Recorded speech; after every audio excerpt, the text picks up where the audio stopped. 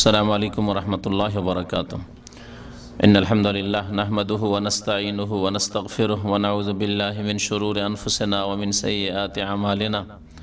मन यहदिहिल्लाहु फला मुदिल्ल लहु व मन युद्लिलहु फला हादिय लहु व अशहदु अन ला इलाहा इल्लल्लाहु वहदहु ला शरीका लहु व अशहदु अन्ना मुहम्मदन अब्दुहु व रसूलुहु सल्लल्लाहु तआला अलैहि व अला आलिहि व सहबिहि व सल्लम तस्लीमन कसीरा।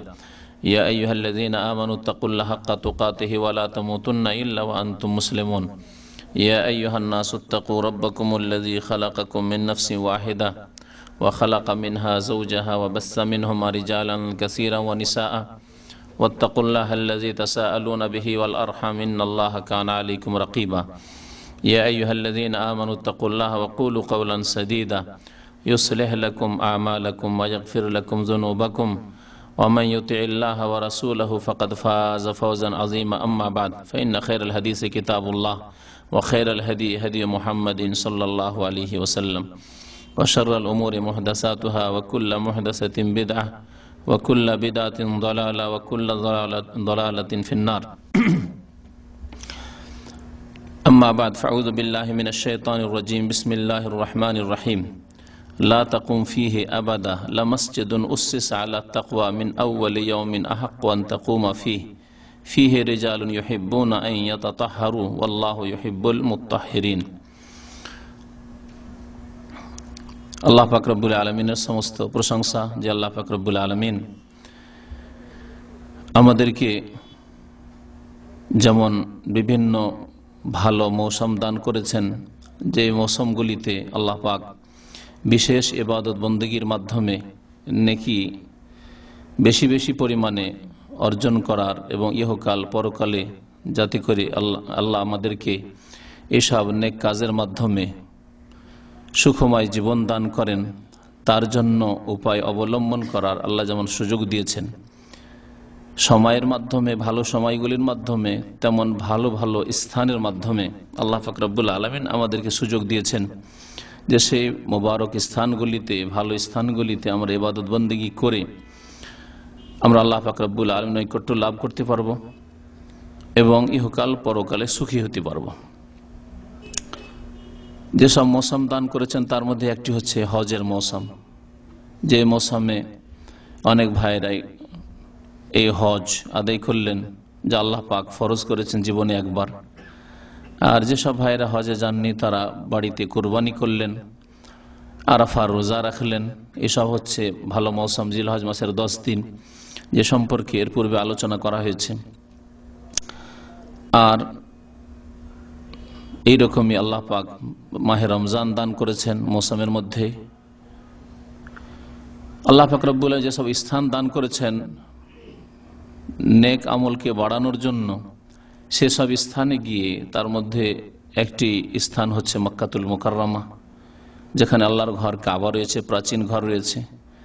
আর একটি স্থান হচ্ছে রাসূলুল্লাহ সাল্লাল্লাহু আলাইহি ওয়াসাল্লামের শহর মদিনা মুনাওয়ারা। আজকে এই জিলহজ মাস, আর জিলহজ মাস শেষ হতে যাচ্ছে আজকে 24শে জিলহজ 1431 হিজরি। আপনাদের সামনে এই মদিনা সম্পর্কে আলোচনা করব।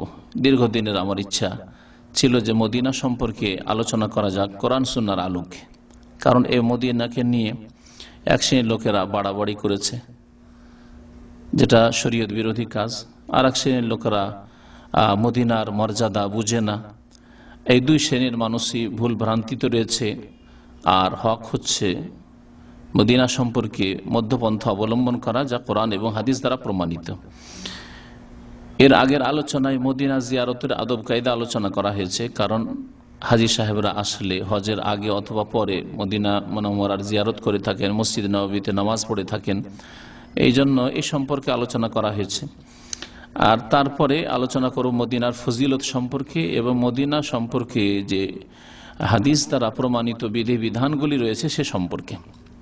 আল্লাহ পাক রব্বুল আলামিন এই মদিনার কথা, মদিনা শহরের কথা কোরআনে কারীমে 4 বার উল্লেখ করেছেন মদিনার নাম দিয়ে, আর একবার উল্লেখ করেছেন ইয়াসরিব নাম দিয়ে, যেটি ছিল মদিনার প্রাচীন নাম, যে নাম নবী করিম সাল্লাল্লাহু আলাইহি সাল্লাম অপছন্দ করেছেন যখন থেকে নবী করিম সাল্লাল্লাহু আলাইহি ওয়াসাল্লাম মদিনায় হিজরত করে এসেছেন, এই শহরের নাম হয়েছে মদিনা। ওর সাথে মদিনা মুনাওয়ারা লাগিয়ে বলে উজ্জ্বল মদিনা, হ্যাঁ, মদিনা নববিয়া, মানে নবী সাল্লাল্লাহু আলাইহি ওয়াসাল্লামের শহর, এইভাবে লাগিয়ে বলে থাকে আরবি ভাষায়। আর আমাদের দেশের মানুষরা মদিনা মুনাওয়ারার সাথে দেশি ভাষা মদিনা শরীফ বলে থাকে, যদিও শরীফ শব্দটির অর্থে কোনো অসুবিধা নেই, শরীফ মানে সম্মানিত, কিন্তু আমাদের দেশে যেগুলি আল্লাহ পাকের নিকট শরীফ সেগুলিও শরীফ, আর যেগুলি আল্লাহ পাকের নিকট শরীফ নয়, যেগুলি শিরক বিদাতের আস্থানা, সেগুলিও শরীফ। পুরপুরা শরীফ, আটরশি শরীফ, আজমির শরীফ, যেখানে আল্লাহ ছাড়া লক্ষ লক্ষ মানুষ গিয়ে গায়রুল্লাহকে সেজদা করেছে, আল্লাহ ছাড়া অন্যের পূজা করছে, অন্যের ইবাদত করছে, অন্যের কাছে মনের আশা কামনা বাসনা পূরণ করানোর জন্য যাচ্ছে, সেসব জায়গাকে শরীফ বলে আখ্যায়িত করেছে বিদাতি মানুষরা।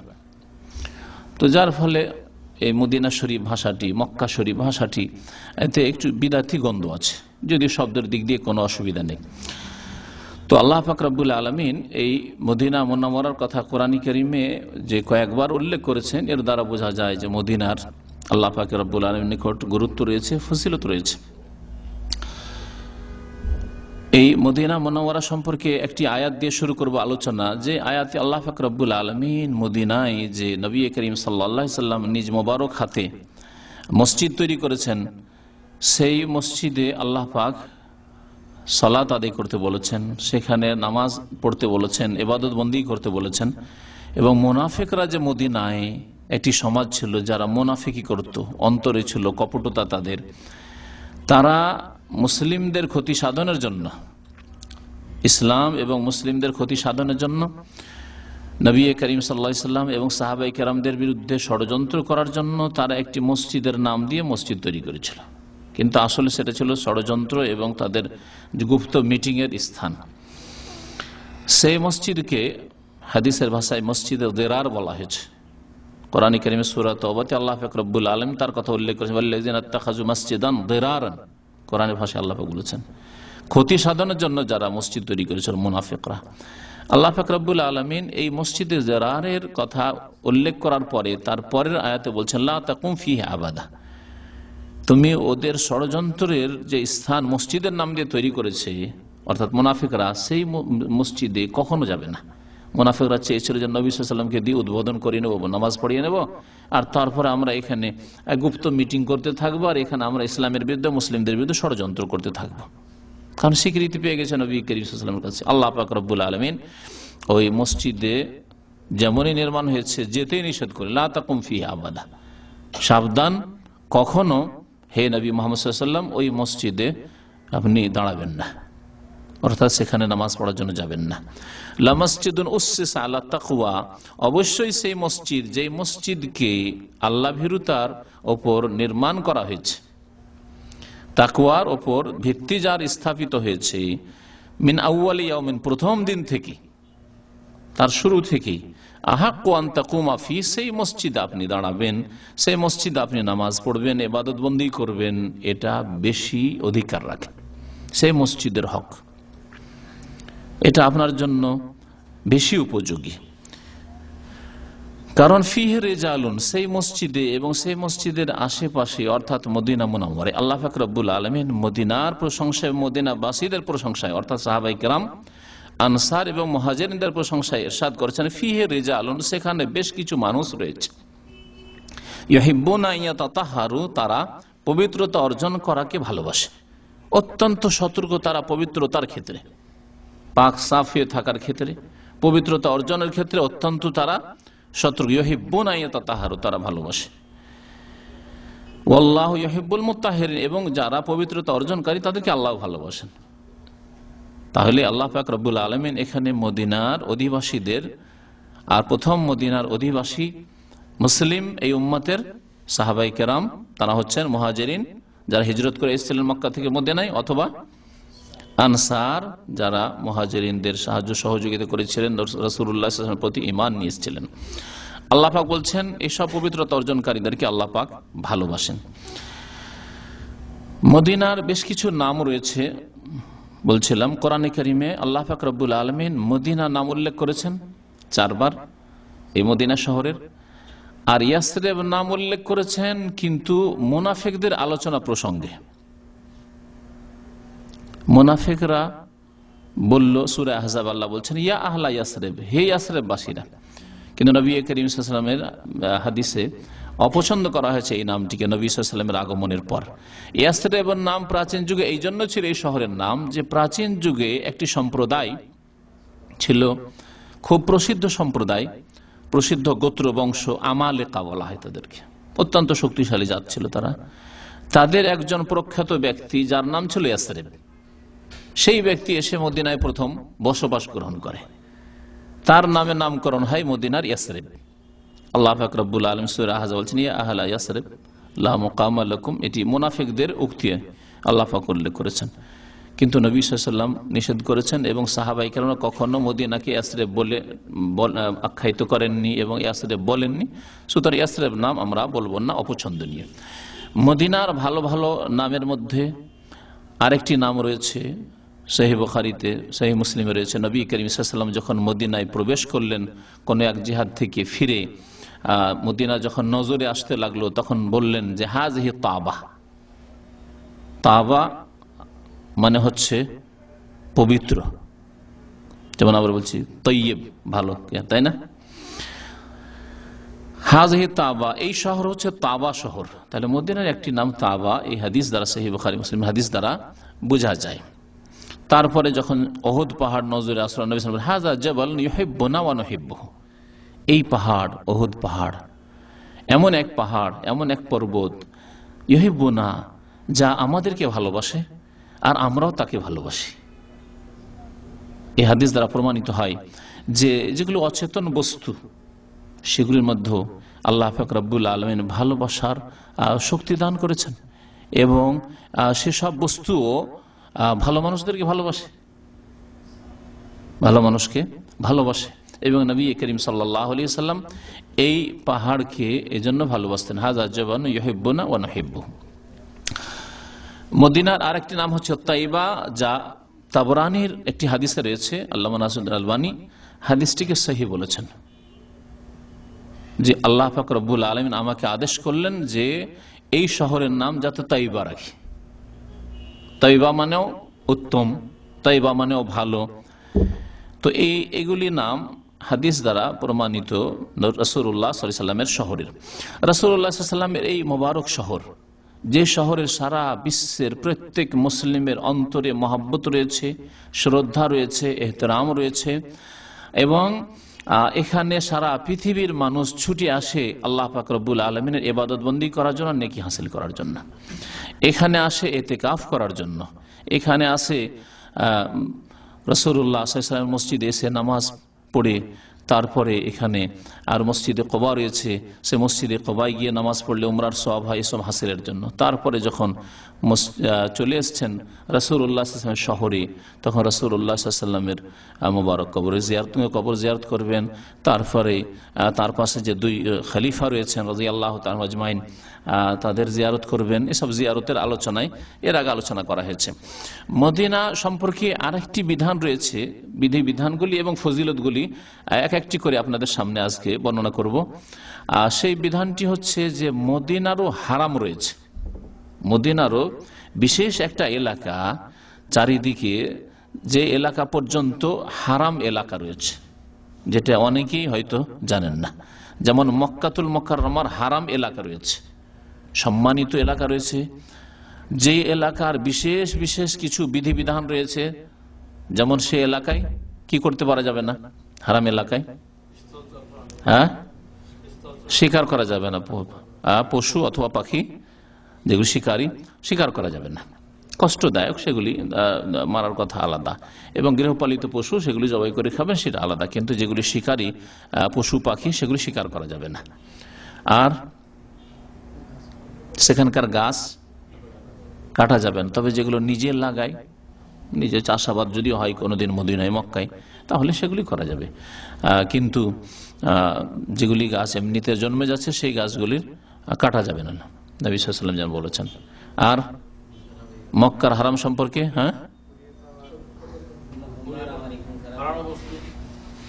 মারামারি সব জায়গায় হারাম, আর হারামের এরিয়াতে আরো মানে অকাট্য, আরো শক্ত হারাম। লড়াই ঝগড়া সব জায়গায় হারাম, আর মোবারক জায়গায় আরো বেশি হারাম। জি, শক্ত হারাম। জি, তারপরে জি, যদি কুড়িয়ে পাওয়া কোনো বস্তু এখানে পড়ে আছে, কারো বস্তু কোনো মালিক পাওয়া যাচ্ছে না, পড়ে আছে, তাহলে বাইরের মানুষ নিয়ে যেতে পারবে না। যদি কেউ নেই তাহলে তাকে চিরকাল সেখানে ঘোষণা করতে থাকতে হবে যে কার ভাই কার ভাই। সে লিখে আপনি আজকালকার যুগের মতো পোস্টারিং করে হোক, আর আপনি দাঁড়িয়ে হোক আগের যুগের মতো এলান করেন, যেখানে জনসমাগম রয়েছে সেখানে এলান করেন যে আমি এক বস্তু পেয়েছি ভাই, বা জিনিসটার নাম বললেন কিন্তু তার পরিচয় বেশ কিছু লক্ষণ আছে, আর যেগুলি বলে সে নেবে। টাকা বললেন, রিয়াল বললেন কিন্তু কত পরিমাণ সেটা বলে নেবে। মোবাইল বললেন কিন্তু কোন ধরনের মোবাইল সেটা বলে নেবে, ইত্যাদি। এসব হচ্ছে হারামের বিধিবিধান। মদিনারও হারাম রয়েছে। এই মদিনার হারাম সম্পর্কে একদল আলেম বলছে যে হারাম মানে সম্মানিত এলাকা, কিন্তু এইসব বিধিবিধান প্রযোজ্য নাই। কিন্তু ফতোয়াটি ভুল। সঠিক ফতোয়া হচ্ছে অধিকাংশ আইম্মাই কেরামদের, ওলামায়ে কেরামদের, মুহাদ্দিসিনদের, যে মক্কার হারামের যেমন বিধিবিধান রয়েছে তেমনি মদিনার হারামেরও বিধিবিধান রয়েছে এগুলি। তো এ সম্পর্কে বেশ কিছু হাদিস শোনায় এবং হারামের এরিয়াগুলো তার সাথে সাথে বলবো যে মদিনার হারামের এরিয়া কতদূর থেকে কতদূর পর্যন্ত। মক্কায় গেলে আজকাল মদিনা তো আলহামদুলিল্লাহ, মদিনার বাইরে থেকে যখন ঢুকবেন খেয়াল করলে দেখবেন যে এখান থেকে হারাম শুরু হচ্ছে, আবার যখন শহর থেকে বেরিয়ে যাচ্ছেন এখান থেকে হারাম শেষ হয়ে যাচ্ছে। পিলার দেওয়া আছে আর পিলারে লেখা আছে আরবিতে এবং ইংরেজিতে। মক্কা থেকে যখন মক্কায় ঢুকবেন বেরোবেন তখন সেটা হয়তো অনেকে লক্ষ্য করেছেন।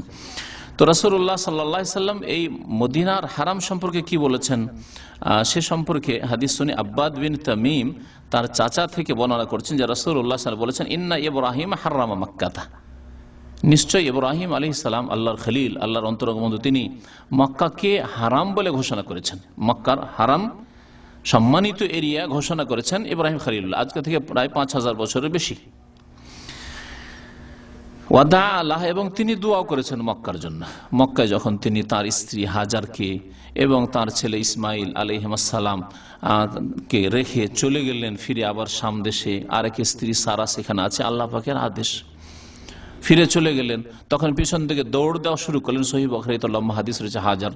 কিন্তু ইব্রাহিম আলাইহিস সালাম তাকিয়ে দেখছেন না ছেলের দিকে না স্ত্রীর দিকে। যখন তাকিয়ে দেখছেন না কোনো মতেই, তখন স্ত্রী জিজ্ঞাসা করে আল্লাহ আমার কাবি হাজা, আপনি যে এই কাজ করছেন আমাকে আর আমার এই ছোট্ট শিশুকে ছেড়ে মক্কায় রেখে চলে যাচ্ছেন, কেউ নেই আমাদের আত্মীয় স্বজন পরিচিত ব্যক্তি, আর সেই অনাবাদ জমিন এখানে ছেড়ে চলে যাচ্ছেন পাহাড়ের মাঝখানে, আল্লাহ কি আপনাকে আদেশ করেছেন? আল্লাহ আমার কাবি হাজা, সেই বুখারীর হাদিস। তখন তিনি মাথার ইশারা করেছিলেন যে হ্যাঁ, আল্লাহ পাকের আদেশে তোমাদের রেখে যাচ্ছে। আল্লাহ পাকের হিকমত কিয়ামত পর্যন্ত যে আল্লাহ পাকে মক্কাকে আবাদ করবেন ইসমাইল আলাইহিস সালামকে দিয়ে। এখানে কাবা ঘরে পুনর্নির্মাণ হবে, ইব্রাহিম এবং ইসমাইল আলাইহিস সালাম করবেন, আর কিয়ামত পর্যন্ত মানুষ আসতে থাকবে। এমন কোনো সময় নেই যে সময় তওয়াফ হয় না কাবা ঘরে, এমন কোনো সময় নেই যেখানে নামাজ হয় না, ইবাদত বন্দেগী হয় না এই মক্কাতুল মুকাররমে কাবা ঘরে। এবং রাসূলুল্লাহ সাল্লাল্লাহু আলাইহি ওয়াসাল্লাম এই ক্ষেত্রে নিষিদ্ধ যে সময়গুলি রয়েছে, সূর্য ওঠার সময়, সূর্য ডুবার সময় এবং দুপুরে, নবী করিম সাল্লাল্লাহু আলাইহি ওয়াসাল্লাম একটি হাদিসে নিষেধ করেছেন লা তামনাউ আহাদান তাফা বিহাযাল বাইত, এমন কোন ব্যক্তি কেউ যদি বাইতুল্লাহর তওয়াফ করে এবং নামাজ পড়তে চায় নিষেধ করবে না, যেই সময় নিষেধ নামাজ পড়িও না, নিষেধ করবে না। ওয়া সাল্লা আইয়াতা সাআতিন শাআ, যখন ইচ্ছা এখানে নামাজ পড়ুক। আল্লাহ পাক রব্বুল আলামিনের প্রত্যেক কাজে এবং কথায় হিকমত রয়েছে। এই বহু হিকমতের জন্য ইব্রাহিম খলিলুল্লাহ আল্লাহর আদেশে তার স্ত্রীকে এবং ছেলেকে ছেড়ে গেলেন। বলছেন রাসূলুল্লাহ সাল্লাল্লাহু আলাইহি ওয়াসাল্লাম যে ইন্না ইব্রাহিম হারামা মক্কা, ইব্রাহিম আলাইহিস সালাম মক্কাকে হারাম ঘোষণা করেছিলেন। ওয়াদা আল্লাহ, এবং তার জন্য দোয়া করেছে। ইব্রাহিম আলাইহিস সালামের দোয়াগুলি যে মক্কাতুল মুকাররমার জন্য, সেগুলি শোনালে আজকের আলোচনা তাতেই শেষ হয়ে যাবে। আমি শুধু তার উৎস বলে দিচ্ছি। সূরা ইব্রাহিম, একটি সূরা রয়েছে কোরআনে কারীমে, সূরা ইব্রাহিম। সূরা ইব্রাহিম অধিকাংশ দোয়াগুলি চলে এসেছে। আর কিছু দোয়া রয়েছে সূরা বাকারায়, যেখানে কাবা ঘর নির্মাণের কথা আল্লাহ পাক উল্লেখ করেছেন। ওয়াইজ ইয়ারফা ইব্রাহিমুল কাওয়াইদ মিনাল বাইত ওয়া ইসমাঈল রব্বানা তাকাব্বাল মিন্না ইন্নাকা আনতাস সামিউল আলিম। আরো যে দোয়াগুলি তারপরের আয়াতগুলিতে রয়েছে। ওয়া ইন্নী হারামতুল মদিনাতা, এবং আমি মদিনাকে হারাম ঘোষণা করছি। আর দুইজনই আল্লাহ পাক রব্বুল আলামিনের খলিল, অন্তরঙ্গ বন্ধু। ইব্রাহিম আলাইহিস সালামকে যেমন আল্লাহর খলিল বলা হয়েছে, ইন্নাল্লাহ ইত্তাখাযানি খালিলা কামা ইত্তাখাযা ইব্রাহিম খালিলা। রাসূলুল্লাহ সাল্লাল্লাহু আলাইহি ওয়াসাল্লাম বলছেন যে নিশ্চয় আল্লাহ পাক রব্বুল আলামিন আমাকে অন্তরঙ্গ বন্ধু বলে ঘোষণা করেছেন বা গ্রহণ করেছেন, যেমন ইব্রাহিম আলাইহিস সালামকে আল্লাহ খলিল বলে গ্রহণ করেছেন। সমস্ত আম্বিয়া রাসূলগণের মধ্যে দুইজনকে অন্তরঙ্গ বন্ধু বলে আল্লাহ ঘোষণা করেছেন। এই জন্য নবী করিম সাল্লাল্লাহু আলাইহি ওয়াসাল্লাম বলতেন যে আমি যদি অন্য কোনো মানুষের সাথে বা কোনো মানুষের সাথে অন্তরঙ্গ বন্ধুত্ব স্থাপন করতে পারতাম তো লাত্তাখাযতু কাকে, লাউ কুনতু মুত্তাখিযান খালিলান লাত্তাখাযতু আবু বকরিন খালিলা। আমি যদি কোনো মানুষকে অন্তরঙ্গ বন্ধু, এমনি বন্ধু মানে সাদিক মানে বন্ধু, রাফিক মানে বন্ধু, সে যে ভাষায় মানুষ ব্যবহার করে, কিন্তু এগুলির অর্থ হচ্ছে বন্ধু। হাবিব মানে প্রিয় বন্ধু, কিন্তু খালিল মানে যার ভালোবাসা সেরা উপসেরাই আর হাড়ে হাড়ে প্রবেশ করেছে, কি খালিল বলা হয়। এই জন্য দাঁতের খেলাল করে খালাল বলা হয়, এই খালাল থেকে খালিল। জি, দাঁতের মধ্যে মধ্যে ঢুকাচ্ছেন আপনি, এইরকম দাড়ির খেলাল, হাতের আঙ্গুলের খালাল মানে আঙ্গুলের মধ্যে আঙ্গুল ঢুকাচ্ছেন, ওই রকম ভাবে ভালোবাসা প্রবেশ করে যাওয়াকে, যার ভালোবাসা প্রবেশ করেছে সে হচ্ছে খালিল। কামা হারামা ইব্রাহিম মক্কাতা, যেমন ইব্রাহিম আলাইহিস সালাম মক্কাকে হারাম ঘোষণা করেছেন, তেমনি আমি মদিনাকে হারাম ঘোষণা করেছি। এই হারাম, মদিনার হারাম সম্পর্কে আরো বেশ কিছু হাদিস রয়েছে এবং দোয়া সম্পর্কে হাদিস রয়েছে, সেই হাদিসগুলি পরপর শোনাই। নবী করিম সাল্লাল্লাহু আলাইহি ওয়াসাল্লাম থেকে আনাস রাদিয়াল্লাহু তাআলা আনহু বর্ণনা করছেন যে আশরাফ আলাল মদিনা, নবী সাল্লাল্লাহু আলাইহি ওয়াসাল্লাম একবার মদিনার দিকে বাইরে থেকে আসছিলেন, উকি মেরে দেখলেন। মদিনার দিকে কাছে যখন নজরে আসতে লাগতো একটু দ্রুত চলতেন, সওয়ারিকে দ্রুত তাড়াতেন মদিনার ভালোবাসায় রাসূলুল্লাহ সাল্লাল্লাহু আলাইহি ওয়াসাল্লাম। এবং বললেন মদিনাকে দেখে, আল্লাহুম্মা ইন্নী উহাররিমু মা বাইনা জাবালাইহি, আল্লাহ আমি এই মদিনার দুই পাহাড়ের মাঝখানকে হারাম ঘোষণা করছি। মিসলা মা হাররামা ইব্রাহিম মক্কাতে, যেমন ইব্রাহিম আলাইহিস সালাম মক্কাকে হারাম ঘোষণা করেছেন।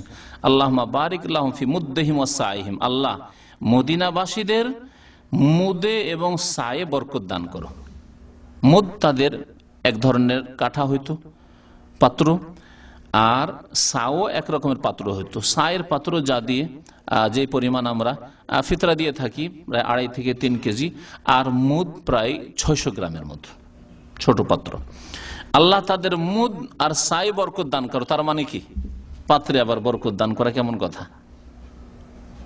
এর অর্থ হচ্ছে মুদ এবং সা দিয়ে যা মাপা হয় তাতে বরকত দান করো, অর্থাৎ তাদের খাদ্যদ্রব্যে বরকত দান করো, তাদের রিজিকে, তাদের আহারে বরকত দান করো। আর এটা পরীক্ষিত একেবারে, মদিনা মুনাওয়ারায় যে বরকত রয়েছে মক্কার মতো শুধু নয়, তারও বেশি, বরং তার দ্বিগুণ। ওই হাদিসটি আপনাদেরকে শোনাই।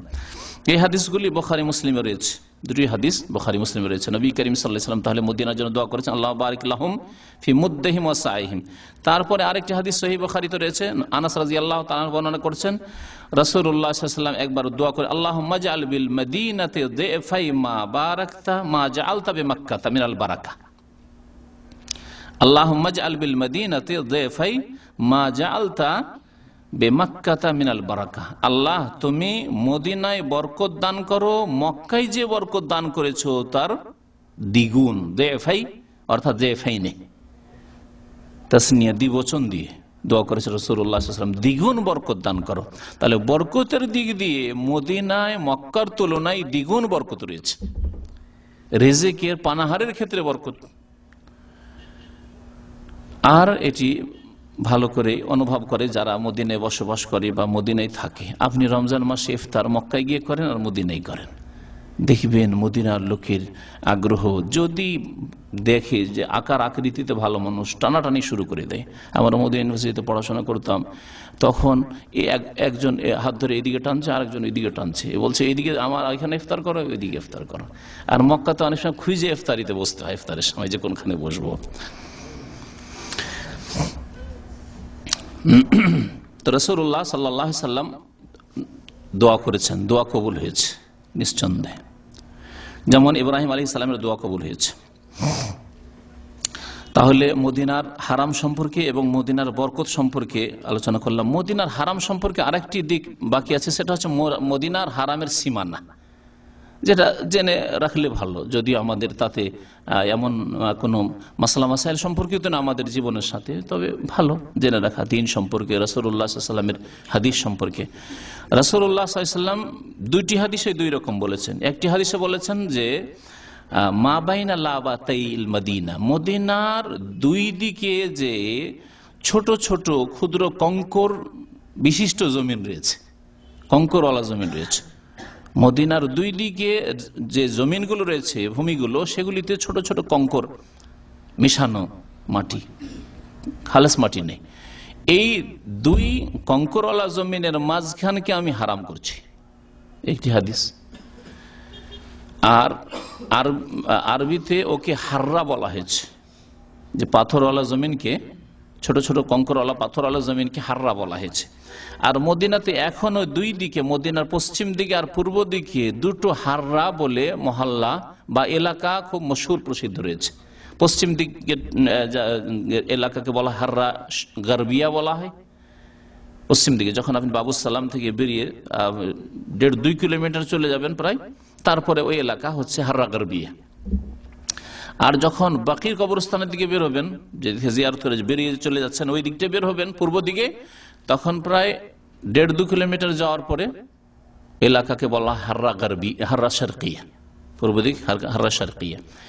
এই দুই হাররা, দুই পাথর বা কঙ্কর বিশিষ্ট জমিনের মাঝখানকে আমি হারাম করছি, রাসূলুল্লাহ সাল্লাল্লাহু আলাইহি ওয়াসাল্লাম বলছেন। তাহলে পূর্ব দিক আর পশ্চিম দিকের সীমানা জানা হলো এই হাদিস দিয়ে। বাকি থাকে উত্তর এবং দক্ষিণ দিকের সীমানা। উত্তর দিকে রয়েছে অহদ পাহাড়, উত্তর দিকে রয়েছে অহদ পাহাড়, আর দক্ষিণ দিকে রয়েছে মক্কাতুল মুকাররমা রাস্তা, এদিকে যুলহুলাইফা মক্কাতুল মুকাররমা রাস্তা। নবী করিম সাল্লাল্লাহু আলাইহি ওয়াসাল্লাম আরেকটি হাদিসে বলেছে আল মাদিনাতু হারামুন মা বাইনা আইর ইলা সৌর, সহিহ বুখারী মুসলিমের হাদিস। আল মাদিনাতু হারামুন মা বাইনা আইর ইলা সৌর, মদিনার হারাম রয়েছে আইর এবং সৌর নামক দুই পাহাড়ের মাঝখানে। আইর পাহাড় এবং সৌর পাহাড়ের মাঝখানে হচ্ছে মদিনার হারাম, এর মাঝখানের এলাকা হচ্ছে মদিনার হারাম। তাহলে এই দিকে বর্ডার নির্ধারিত করেছেন রাসূলুল্লাহ সাল্লাল্লাহু আলাইহি ওয়াসাল্লাম। আয়ের একটি বড় পাহাড় রয়েছে যুলহুলাইফার দিকে যেতে, যুলহুলাইফার আগেই, যুলহুলাইফার কাছাকাছিতে খুব উঁচা পাহাড় রয়েছে, এটাকে আইর পাহাড় বলা হয়, যা মদিনার যারা পুরানো বাসিন্দা তারা জানে। আর সৌর পাহাড়, এই নিয়ে অনেকে বিব্রত হয়েছে, অনেক আলেমরা এই ক্ষেত্রে বিব্রত হয়েছে। আরে মদিনা আবার সৌর পাহাড় কোথায়? সৌর পাহাড় তো আমরা জানি কোথায়, মক্কাই সৌর পাহাড়। কারণ সৌর পাহাড়ের গুহায় নবী করিম সাল্লাল্লাহু আলাইহি ওয়াসাল্লাম হিজরতের সময় আশ্রয় নিয়েছিলেন 3 দিনের জন্য আল্লাহ পাকের আদেশে, তারপরে সেখান থেকে হিজরত করে এসেছিলেন। তাহলে সৌর পাহাড় তো ওখানে। এই জন্য অনেকে এখানে গিয়ে বুঝতে না পেরে এবং সৌর পাহাড় বলে একটি ছোট পাহাড় যে মদিনাতে রয়েছে এটা না জানার কারণে অস্বীকার করেছে। হাদিস ভুল হতে পারে না, সৌর পাহাড় মক্কায়, হাদিসকে অস্বীকার করেছে। মদিনা ইউনিভার্সিটিতে যখন আমরা পড়াশোনা করতাম, তো আমাদের যারা ইতিহাসের বা সিরাতের, নবী সাল্লাল্লাহু আলাইহি ওয়াসাল্লামের জীবনীর যারা স্পেশালিস্ট প্রফেসর, তারা আমাদেরকে সাথে করে একটা ভ্রমণে নিয়ে গিয়েছিলেন এই পাহাড়গুলি দেখাতে। তো সৌর পাহাড়, সৌর মানে কি বলতে পারেন কেউ? সৌর মানে ষাঁড়, ষাঁড়, ষাঁড়, বলদ, একে সৌর বলা হয় আরবি ভাষায়। তো ষাঁড়ের যেমন চূড়া থাকে, পিঠ আছে, তারপরে চূড়া উঁচা আছে, তারপরে নিচা, ঠিক একেবারে দেখতে ওই রকম একটি ছোট্ট পাহাড় রয়েছে। আর এই পাহাড়টি ওহদ পাহাড়ের পিছনে, তার ওহদ পাহাড়ও হারামের এরিয়ার মধ্যে, ওহদ পাহাড়ের পিছন দিকে একটি এরকম ছোট পাহাড় রয়েছে।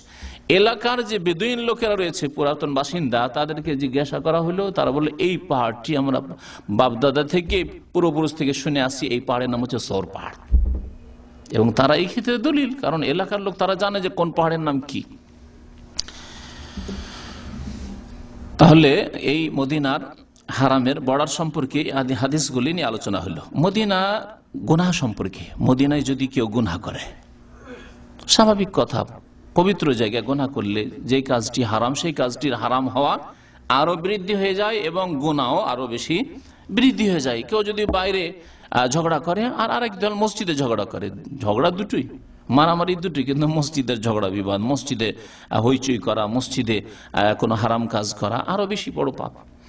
ওই রকমই মদিনায়, মক্কায় যদি কেউ গুনাহ করে তার শাস্তিও বেশি, বরং মক্কাতুল মুকাররমা সম্পর্কে আল্লাহ পাক রব্বুল বলেছেন ওয়া মান ইউরিদ ফিহি বিলহাদিম বিযুলমিন নুযিকহু মিন আযাবিন আলীম। সূরা হজে আল্লাহ পাক ইরশাদ করেছেন, কেউ যদি মক্কার হারাম এলাকায় ওয়া মান ইউরিদ ফিহি বিলহাদিম বিযুলমিন, জুলম অত্যাচার করে কেউ যদি সেখানে বিভ্রান্ত হয়, অর্থাৎ জুলমের মাধ্যমে সে ইলহাদ মানে শরীয়ত থেকে বেরিয়ে যাও, বক্র পথে চলে যাও, কেউ বক্র পথে চলে যায়, গুনার কাজ যদি করে, এক কথায় যে কোনো গুনার কাজ, সে শিরক বিদআতের গুনাহ হোক অথবা অন্য অন্য কোনো ফাসিকি হারাম কাজের গুনাহ হোক, যে কোনো গুনাহ কেউ যদি করার ইচ্ছা করে, আল্লাহ পাক বলেছেন গুনাহ করার কথা বলেন ওয়া মান ইউরিদ, যদি কেউ ইচ্ছা করে, নুযিকহু মিন আযাবিন আলীম, তাহলে তাকে যন্ত্রণাদায়ক কঠোর শাস্তি দেব, আল্লাহ পাক বলছেন কঠোর শাস্তি দেব।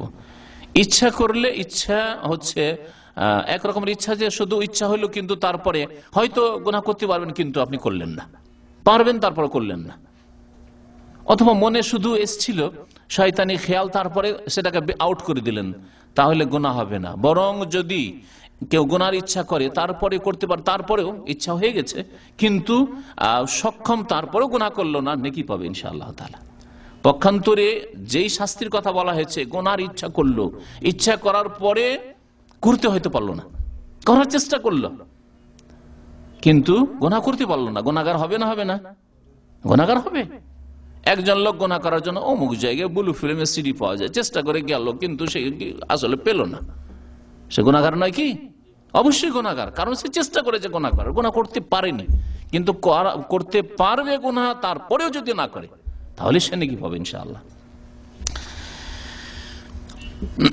আনাস রাদিয়াল্লাহু তাআলা আনহু হাদিস বর্ণনা করেন, সহিহ বুখারীর হাদিস, নবী করিম সাল্লাল্লাহু আলাইহি ওয়াসাল্লাম বলেছেন, আল মদিনাতু হারামুন মিন কাযা ইলা কাযা লা ইউক্তাউ শাজারুহা, মদিনার গাছ কাটা যাবে না। তাহলে যে সব আলেমরা বলেছেন যে মদিনার হারাম মানে শুধু সম্মান রয়েছে, ওখানে ওই মক্কার মতো হারামের যে বিধিবিধান রয়েছে সেগুলি প্রযোজ্য নয়, সেটা হাদিস বিরোধী ফতোয়া, হাদিস বিরোধী ফতোয়া। নবী সাল্লাল্লাহু আলাইহি ওয়াসাল্লাম কি বলছেন? লা ইউক্তাউ শাজারুহা, মদিনার গাছ কাটা যাবে না, ওয়ালা ইউহদাসু ফিহা হাদাসুন, আর মদিনায় কেউ কোনো আহদাসা ইউহদাসের দুইটি অর্থ, একটি অর্থ হচ্ছে বিদাত করা, একটি অর্থ হচ্ছে বিদাত করা, কারণ কুল্লু মুহদাসাতিন বিদআ মানে ধর্মে নতুন কাজ, তার মানে বিদাত। মান আহদাসা ফিহা আহদাসান বা ওয়ালা ইউহদাসু ফিহা হাদাসুন, কোনো বিদাত করবে না কেউ, খবরদার ওখানে কোনো বিদাতি কাজ করবে না। তাহলে বিদাতি কাজ যে কোনো জায়গায় হারাম, আর মদিনায় করলে আরো অকাট্য হারাম এবং বড় গুনার কাজ। আরেকটি অর্থ হচ্ছে হাদাসের যে কোনো গুনাহ, শুধু বিদাত নয়, বিদাত ছাড়াও, বিদাত কোন গুনাহগুলি বলে যেগুলো নেকির আশায় করা হয় অথচ গুনার কাজ, আর চুরি করা, ডাকাতি করা, ছিনতাই করা, জেনা ব্যভিচার করা, মদ পান করা, ব্লু ফিল্মের সিডি দেখা, যে কোনো হারাম কাজ যেগুলি ফাসিকি কাজ, সেগুলি হচ্ছে বিড়ি সিগারেট পান করা এর অন্তর্ভুক্ত। মদিনায় গিয়ে বিড়ি সিগারেট ছাড়তে পারে না, তাদের কি হবে? এই হাদিসটা তাদেরকে স্মরণ রাখতে বলছি, যেসব ভাইদের কাছে আমার কথা পৌঁছিবে তাদেরকে বলছি, আর সেই সব ভাইয়ের যদি চরিত্র এরকম থাকে যে বিড়ি সিগারেট পান করার অভ্যাস রয়েছে, আর মক্কায় গিয়ে মদিনায় গিয়ে বিড়ি সিগারেট এরা ছাড়ে না। ওয়ালা ইউহদাসু ফিহা হাদাসুন, সেখানে যদি কেউ কোনো গুনাহ করে, সে বিদাতের গুনাহ হোক অথবা অন্য কোনো গুনাহ হোক, খবরদার যেন না করে, প্রথম বললেন। তারপরে বলছেন নবী সাল্লাল্লাহু আলাইহি ওয়াসাল্লাম, মান আহাদাসা ফিহা হাদাসান, কেউ যদি সেখানে কোনো হারাম কাজ করে, নাজায়েজ কাজ করে, অথবা সেখানে বিদাত করে, বিড়ি সিগারেট পান করে, ধূমপান করে, ফাআলাইহি লানাতুল্লাহি ওয়াল মালায়েকাতি ওয়ান নাসি আজমাইন, তাহলে এই পাপিষ্ঠদের ওপর, এই বিদাতীদের ওপর, এই ফাসিকদের ওপর, এই গুনাহগারদের ওপর, যারা এখানে মক্কা মদিনায় আসে নামাজ পড়ে না, মক্কা মদিনায় এসে গান বাজনা শুনে, মক্কা মদিনায় এসে ফিল্ম দেখে, প্রবাসী, বহু প্রবাসী রয়েছে, বরং যারা সবসময় মক্কা মদিনায় থাকে তাদের অধিকাংশের আদব এহতেরামের খেয়াল থাকে না, অল্প কিছুদিনের জন্য যারা যায় তারা ওদের চাইতে অনেক ভালো যারা ওখানে থাকে সবসময় থাকার পরে এমন হয় যে অনুভূতি তাদের হ্রাস পেয়ে যায়, আর তারপরে গুনাহ করা শুরু করে। ইল্লা মান রাহিমাল্লাহ, তবে আল্লাহ পাক যাদেরকে বাঁচিয়ে রেখেছেন, আর তাদের সংখ্যা খুব কম। নবী সাল্লাল্লাহু আলাইহি ওয়াসাল্লাম বলছেন, যারা এখানে গুনাহ করবে, সে বিদাতের গুনাহ, অন্য কোন গুনাহ হোক, তাদের উপর আল্লাহর অভিশাপ রয়েছে, ফেরেশতাগণের অভিশাপ রয়েছে, ওয়ান নাসি আজমাইন, সমস্ত মানুষের অভিশাপ রয়েছে। কত বড় পাপ তাহলে মদিনায় গুনাহ করা। সুতরাং মদিনায় গুনাহ করার ক্ষেত্রে সতর্ক থাকতে হবে। যারা বাইরের লোক আছে তাদের জন্য খুব সহজ, আর যারা সেখানকার আছে তাদের জন্য সহজ, যদি ওই রকমই সহজ যেমন নামাজ সম্পর্কে আল্লাহ পাক বলেছেন ওয়াইন্নাহা লাকাবীরাতুন ইল্লা আলাল খাশিঈন, নামাজ খুব ভারী, বেনামাজিদের ভারী, যাদের ঈমান কমজোর তাদের জন্য ভারী, ইল্লা আলাল খাশিঈন, তবে যারা খাশিঈন, যারা আল্লাহ পাক রব্বুল আলামিনের সামনে বিনয়ী, আল্লাহ পাক রব্বুল আলামিনের প্রতি যাদের সত্যিকার অর্থে ঈমান রয়েছে, জবাবদেহি করতে প্রথম, তাহলে তাদের জন্য নামাজ খুব হালকা। ঠিক তেমনই মদিনায় থেকেও মক্কায় থেকেও গুনাহ থেকে বাঁচা সহজ, যদি সত্যিকার অর্থে আল্লাহ পাকের দরবারে বিনয়ী তারা হয়, আল্লাহ পাকের ভয়ভীতি থাকে, তাকওয়া থাকে। মদিনার আদব সম্পর্কে, মদিনার আদব কায়দার খেয়াল রাখতে হবে, যেমন গুনাহ থেকে বেঁচে থাকার ক্ষেত্রে এমন কি সেখানে গিয়ে হইচই করা, চিৎকার করা, বিশেষ করে মসজিদ নববীতে আওয়াজ উঁচা করা, সে নবী সাল্লাল্লাহু আলাইহি ওয়াসাল্লামের কবরের কাছে হোক অথবা দূরে হোক, আজকাল বিশাল মসজিদ, মসজিদের কোন এক কিনারা হোক, আর বসে হইচই করছেন আর জোরে কথা বলছেন, না, এটি নিষিদ্ধ এবং এটি গুনহার কাজ। এই ক্ষেত্রে একটি হাদিস শুনে আপনাদেরকে, সাইব বিন ইয়াজিদ রাদিয়াল্লাহু তাআলা আনহু বর্ণনা করেছেন, কুনতু ফিল মসজিদ, আমি একদিন মসজিদে ছিলাম, ফাহাসাবানি রাজুলুন, আমাকে হঠাৎ করে কোন এক মানুষ পেছন থেকে পাথর মারল, ছোট পাথর মারল। ফানাজার, তো দেখি, ফাইজা ওমর ইবনুল খাত্তাব রাদিয়াল্লাহু আনহু, দেখলাম যে ওমর ইবনুল খাত্তাব রাদিয়াল্লাহু তাআলা আনহু, খলিফা আমিরুল মুমিনিন, তিনি পাথর মারলেন। ফাকাল ইযহাব ফাআতিনি বিহাযাইন, আমাকে বললেন যে যাও এই দুটো লোককে ধরে নিয়ে আসো। সেই জামানায় তাহলে ওমর ইবনুল খাত্তাব রাদিয়াল্লাহু তাআলা আনহু আমিরুল মুমিনিন ছিলেন, খলিফা ছিলেন, তার খেলাফতের আমলে। বলছেন এই দুইজনকে ধরে নিয়ে আস। ফাজিতুহু বিহিমা, ওই দুইজনকে ধরে নিয়ে আসলাম। ফাকালা, তারপরে তাদেরকে জিজ্ঞাসা করেন তিনি, মিন আইনা আনতুমা, তোমরা কোত্থেকে এসছো, কোথাকার লোক তোমরা? আশ্চর্য, কারণ মদিনার লোক সাহাবায়ে কেরামদের জামানায় এইরকম বেয়াদবি করবে তা তিনি দেখেননি, সেই জন্য জিজ্ঞাসা করেন তোমরা কোথাকার লোক? ফাকাল, ওই দুইজন বলল, মিন আহলি তাইফ, আমরা তাইফের অধিবাসী, তাইফ থেকে এসেছি মদিনা। ফাকালা, তখন বললেন তিনি, লাউ কুনতুম মিন আহলিল বালাদ, তোমরা যদি এখানকার শহরবাসী হতে, মদিনার লোক হতে, লা আউজাতুকুমা, তাহলে তোমাদেরকে মার দিতাম, তোমাদেরকে পিটুনি দিতাম। তারফানে আসওয়াতাকুমা ফি মসজিদ রাসূল, অপরাধ কি ছিল? তারফানে আসওয়াতাকুমা ফি মসজিদ রাসূলিল্লাহ সাল্লাল্লাহু আলাইহি ওয়াসাল্লাম, আল্লাহ রাসূল সাল্লাল্লাহু আলাইহি ওয়াসাল্লামের এই মোবারক মসজিদে তোমরা আওয়াজ উঁচা করছো, হইচই করছো, জোরে কথা বলছো। এই ছিল তাদের অপরাধ। সহিহ বুখারীর হাদিস। তাহলে বোঝা গেল যে মসজিদে নববীতে গেলে আদব এহতেরামের খেয়াল রাখবেন। আমি বলছি না যে আপনি ইমাম মালিক রহমতুল্লাহর কথা বলতে গিয়ে আমি বলছি কথাটি, যে ইমাম মালিক রহমতুল্লাহ আলাইহি যখন মদিনা শহরে আসতেন তখন সওয়ারি থেকে নেমে যেতেন, ওটের পিঠে চেপে আসেন, নেমে যেতেন তিনি, তার জীবনীতে লেখা হয়েছে। তাহলে কি জন্য এহতেরাম করে? রাসূলুল্লাহ সাল্লাল্লাহু আলাইহি ওয়াসাল্লামের এহতেরামে, যে এই জমিনে রাসূলুল্লাহ সাল্লাল্লাহু আলাইহি ওয়াসাল্লাম শায়িত আছেন। আমি বলছি না যে এটি সুন্নাত রাসূলুল্লাহ সাল্লাল্লাহু আলাইহি ওয়াসাল্লাম খোলাফায়ে রাশিদিনের, কিন্তু আপনি এখান থেকে এহতেরাম, সম্মান শিখেন, এখান থেকে আপনি সম্মান কেমন করে করতে হয় রাসূলুল্লাহ সাল্লাল্লাহু আলাইহি ওয়াসাল্লাম শহরের এবং রাসূলুল্লাহ সাল্লাল্লাহু আলাইহি ওয়াসাল্লাম মসজিদের, তা শিখবেন। মদিনা এমন এক শহর, যেই শহর হচ্ছে ইসলামের প্রাণকেন্দ্র এবং সারা বিশ্বে এখান থেকে ইসলামের প্রচার হয়েছে। সারা বিশ্বের যত দেশ, যত শহর ইসলামের ছায়াতলে এসেছে এবং সেখানে ইসলাম পৌঁছেছে, এর প্রথম বরকত হাসিল করেছে মদিনা, মদিনার লোকেরা। মদিনা থেকে সারা বিশ্বে ইসলাম পৌঁছেছে। এই জন্য মদিনা সম্পর্কে রাসূলুল্লাহ সাল্লাল্লাহু আলাইহি ওয়াসাল্লামের সহিহ বুখারীতে একটি হাদিস আছে, যে হাদিসটি আপনাদের শোনাই। রাসূলুল্লাহ সাল্লাল্লাহু আলাইহি ওয়াসাল্লাম থেকে আবু হুরায়রা রাদিয়াল্লাহু তাআলা বর্ণনা করেছেন, ক্বালা রাসূলুল্লাহ সাল্লাল্লাহু আলাইহি ওয়াসাল্লাম, নবী করিম সাল্লাল্লাহু আলাইহি ওয়াসাল্লাম বলেছেন, উমিরতু বিকারিয়াতিন, আমাকে এমন এক জনপদের হিজরত করার আদেশ করা হয়েছে, এমন এক শহরে হিজরত করে যাওয়ার আদেশ করা হয়েছে, তাকুলুল কোরা, যেই শহর অন্যান্য সমস্ত শহরগুলিকে, সমস্ত গ্রামগুলিকে, সমস্ত দেশগুলিকে ভক্ষণ করে নেবে। সুবহানাল্লাহ।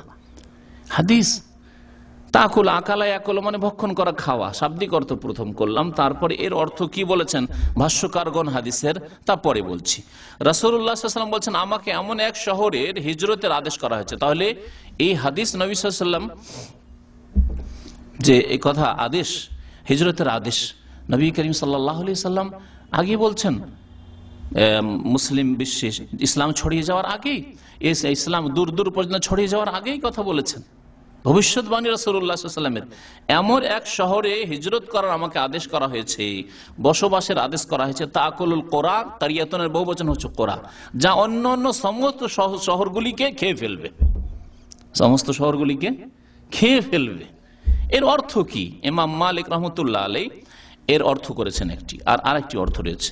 একটি অর্থ হচ্ছে যে এই শহর হচ্ছে ইসলামের প্রাণকেন্দ্র এবং এখান থেকে সারা বিশ্বে ইসলামের দাওয়াত পৌঁছেছে এবং সেখানে ইসলামের জন্য জিহাদ হয়েছে, আর তারপরে আল্লাহ পাক রব্বুল আলামিন সেসব দেশগুলিকে ইসলামের ছায়াতলে নিয়ে এসেছেন। এমনকি মক্কাতুল মুকাররমা, মক্কা মুকাররমার যে বিজয় হলো, কোথা থেকে মুজাহিদিনরা গেলেন মক্কা বিজয় করার জন্য? মদিনা থেকে।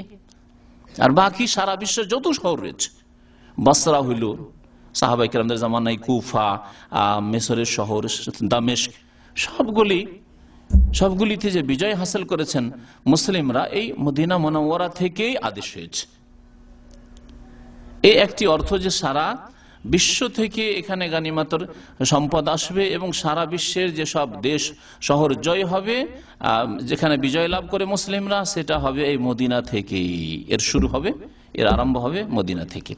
আর একটি অর্থ হচ্ছে ফজিলতের দিক দিয়ে, যে এমন এক শহরে আমাকে হিজরত করার আদেশ করা হয়েছে যেগুলি ফজিলতের দিক দিয়ে তাকুলো মানে শ্রেষ্ঠত্ব লাভ করবে।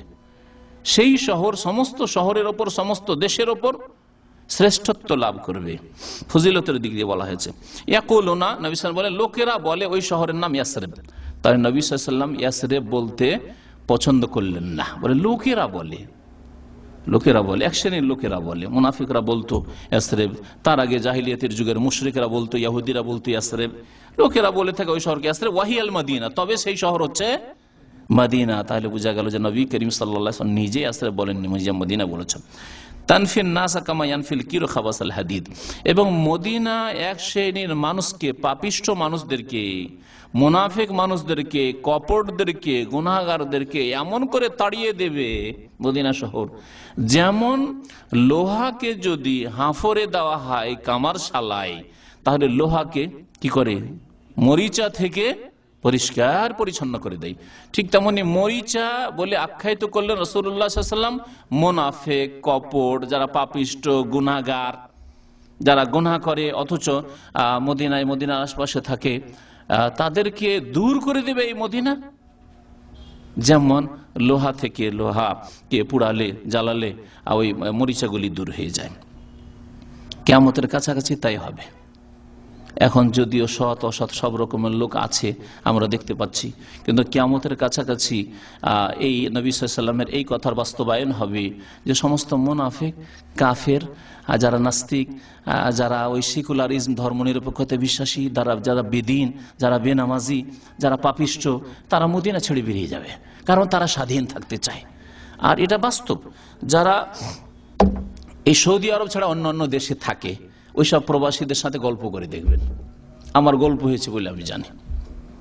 সৌদি আরব ছাড়া অন্যান্য দেশে যেসব প্রবাসী আছে, ফরেনার আছে, যেমন কুয়েতে আছে, যারা দুবাই আছে, আরব আমিরাতে আছে, অথবা অন্য কোনো দেশে আছে, যে কোনো দেশে আছে, তাদের সাথে আলোচনা করে দেখেন, তারা যদি সৌদি আরব সম্পর্কে জানে, এখানকার দ্বীনি অবস্থা, ধর্মীয় অবস্থা, এখানে মাশাআল্লাহ ইসলামের পাবন্দি যতটা আছে আলহামদুলিল্লাহ, এবং আল্লাহ পাক যেন আরো তৌফিক দান করেন, এসব কথা শুনলে ওরা বলে, আরে আমরা তো স্বর্গে আছি, আমরা তো জান্নাতে আছি। মানে ওরা দুনিয়ার জান্নাতে থেকে জাহান্নামে যেতে চায়, ওরা ফ্রি থাকতে চায়। হারামে ডুবে থাকবো, হারাম কাজ করবো, আমাদের বাধা দেবে না। মদ খাবো, কোনো বাধা নেই। ব্যভিচার করবে, কোনো বাধা নেই। ফিল্ম দেখলে কোনো বাধা নেই। কিন্তু আলহামদুলিল্লাহ, আর বারবার বলি আলহামদুলিল্লাহ, যে সৌদি আরবে হায়াতুল আমরি বিল মারুফ ওয়ান নাহি আনিল মুনকার সংস্থা আছে। কমপক্ষে এইরকম পাপ মাথাছাড়া এখানে দিয়ে নেই। যদি কোথাও থাকে তো লুকিয়ে আছে, আর যদি কোথাও এরকম তারা সংবাদ পায়, তাহলে আলহামদুলিল্লাহ সরকারি প্রতিষ্ঠান যে তারা তাদের গিয়ে খোঁজ নেবে এবং তাদের শাস্তি দেওয়ার ব্যবস্থা করবে, আর এসব পাপ বন্ধ করার তারা ব্যবস্থা করবে। আল্লাহ পাক যেন এখানকার কর্মকর্তাদেরকে এবং হায়াতুল আমর বিল মারুফ ওয়ান নাহিল মুনকারের যারা সাহায্য সহযোগিতা করছেন এবং এই ময়দানে যারা কাজ করছেন, তাদেরকে আল্লাহ পাক যেন উত্তম প্রতিদান দান করেন। এখানে আরো আপনারা শুনেছেন, হয়তো একই দেশের মানুষ আপনারা এখানে যারা আছে 2 বছর থাকতে পারে না, ব্যাচেলর মানুষ, দেশে পরিবার স্ত্রী আছে, ছুটে যায় যে 2 বছরও থাকা যায় না, 1 বছরে যেতে হবে, 1 বছর না পারলে 2 বছরে দেশে যেতে হবে। কিন্তু আশেপাশের দেশে যারা থাকে তাদের সম্পর্কে আমার কাছে খবর আছে 5 বছর হয়ে যায়, স্ত্রীকে ছেড়ে এসছে, ছেলে মেয়ে ছেড়ে এসছে, যেতে চাইলে। কেন কেন চিন্তা করে দেখেন তাহলে। তো কিয়ামতের কাছাকাছি মদিনা ওই পাপীদেরকে বের করে দেবে ইনশাআল্লাহ তাআলা।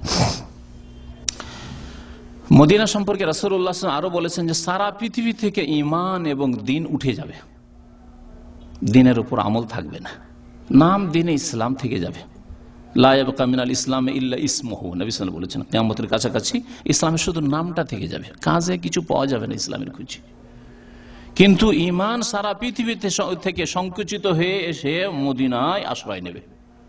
মদিনায় ঈমান আশ্রয় নেবে, এর অর্থ কি? অর্থাৎ মদিনায় ঈমানদার লোকেরা এসে আশ্রয় নেবে। যারা ঈমানদার লোক হবে ফিতনা সারা বিশ্বে, সুতরাং মদিনায় এসে আমরা ঈমানের হেফাজত করি, আমাদের দ্বীনের হেফাজত করি, আমাদের নামাজের হেফাজত করি, আমাদের পর্দা হিজাবের হেফাজত করি, আমরা পাপ থেকে বেঁচে থাকি। মদিনাতে এসে তারা একত্রিত হবে। নবী করিম সাল্লাল্লাহু আলাইহি সাল্লামের সহিহ বুখারী হাদিস, ইন্নাল ঈমান লা ইয়ারাজু ইলাল মদিনা, ইন্নাল ঈমান লা ইয়ারিজু ইলাল মদিনা, মদিনাতে এসে ঈমান আশ্রয় নেবে। অন্য হাদিস রয়েছে ইন্নাদ দীন লা ইয়ারিজু ইলাল মদিনা, মদিনায় এসে দ্বীন আশ্রয় গ্রহণ করবে। কামা তারেজুল হাইয়াতু ইলা জুহরিহা, যেমন সাপ বেরিয়ে গেলে আবার ফিরে কোথায় আসে? নিজ গর্তে এসে আশ্রয় নেয়, ঠিক তেমনি দ্বীন ইসলাম ঈমান এসে আশ্রয় নেবে মদিনায় রাসূলুল্লাহ সাল্লাল্লাহু আলাইহি ওয়াসাল্লামের শহরে। মদিনাবাসীর বিরুদ্ধে যদি কেউ ষড়যন্ত্র করে তাদের জন্য কঠোর শাস্তির কথা বলা হয়েছে। মদিনার বাসীদের যদি কেউ ক্ষতি সাধনের চেষ্টা করে তাদের জন্য কঠোর শাস্তির কথা নবী করিম সাল্লাল্লাহু আলাইহি ওয়াসাল্লাম বলেছেন। বুখারী শরীফ হাদিস, বুখারীতে একটি অধ্যায় রয়েছে, চ্যাপ্টার, যার নামে হচ্ছে বাবু ফাজাইলুল মদিনা, মদিনার ফজিলত সম্পর্কে অধ্যায়, এবং তাতে ইমাম বুখারী রাহমাতুল্লাহ অধিকাংশ হাদিসগুলি নিয়ে এসেছেন। এজন্য যে হাদিসগুলি শোনাচ্ছি প্রায় হাদিসগুলি সহিহ বুখারীতে রয়েছে।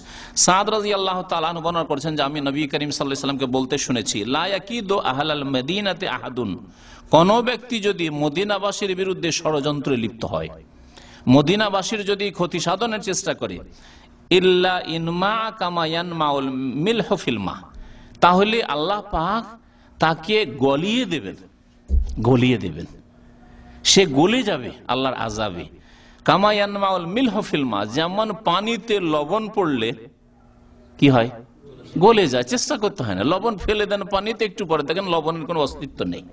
ঠিক তেমনি ওই সব লোকেরা যারা মদিনার বিরুদ্ধে, মদিনাবাসীর বিরুদ্ধে যারা ষড়যন্ত্র করবে এবং শত্রুতা যারা করবে, তাদেরকে আল্লাহ পাক রব্বুল তার আযাব দিয়ে গলিয়ে দিবেন, সর্বনাশ করে দেবেন।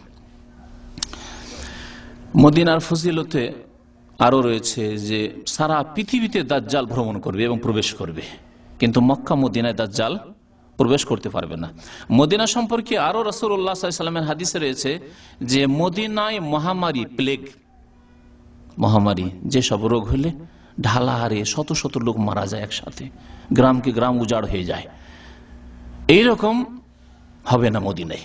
মদিনায় মহামারী আসবে না, কলেরা, বসন্ত, এইরকম নতুন নতুন যেসব মহামারী আজকাল আসছে মদিনায় প্রবেশ করবে না, রাসূলুল্লাহ সাল্লাল্লাহু আলাইহি ওয়াসাল্লাম বলেছেন।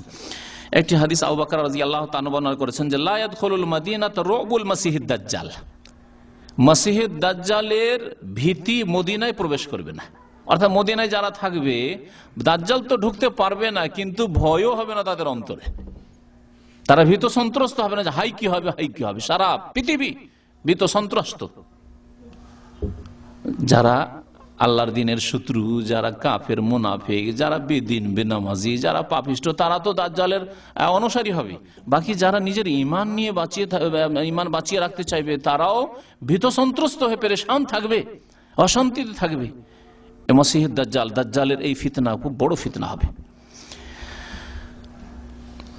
কিন্তু মদিনায় এই দাজ্জালের ফিতনার ভীতিও প্রবেশ করবে না।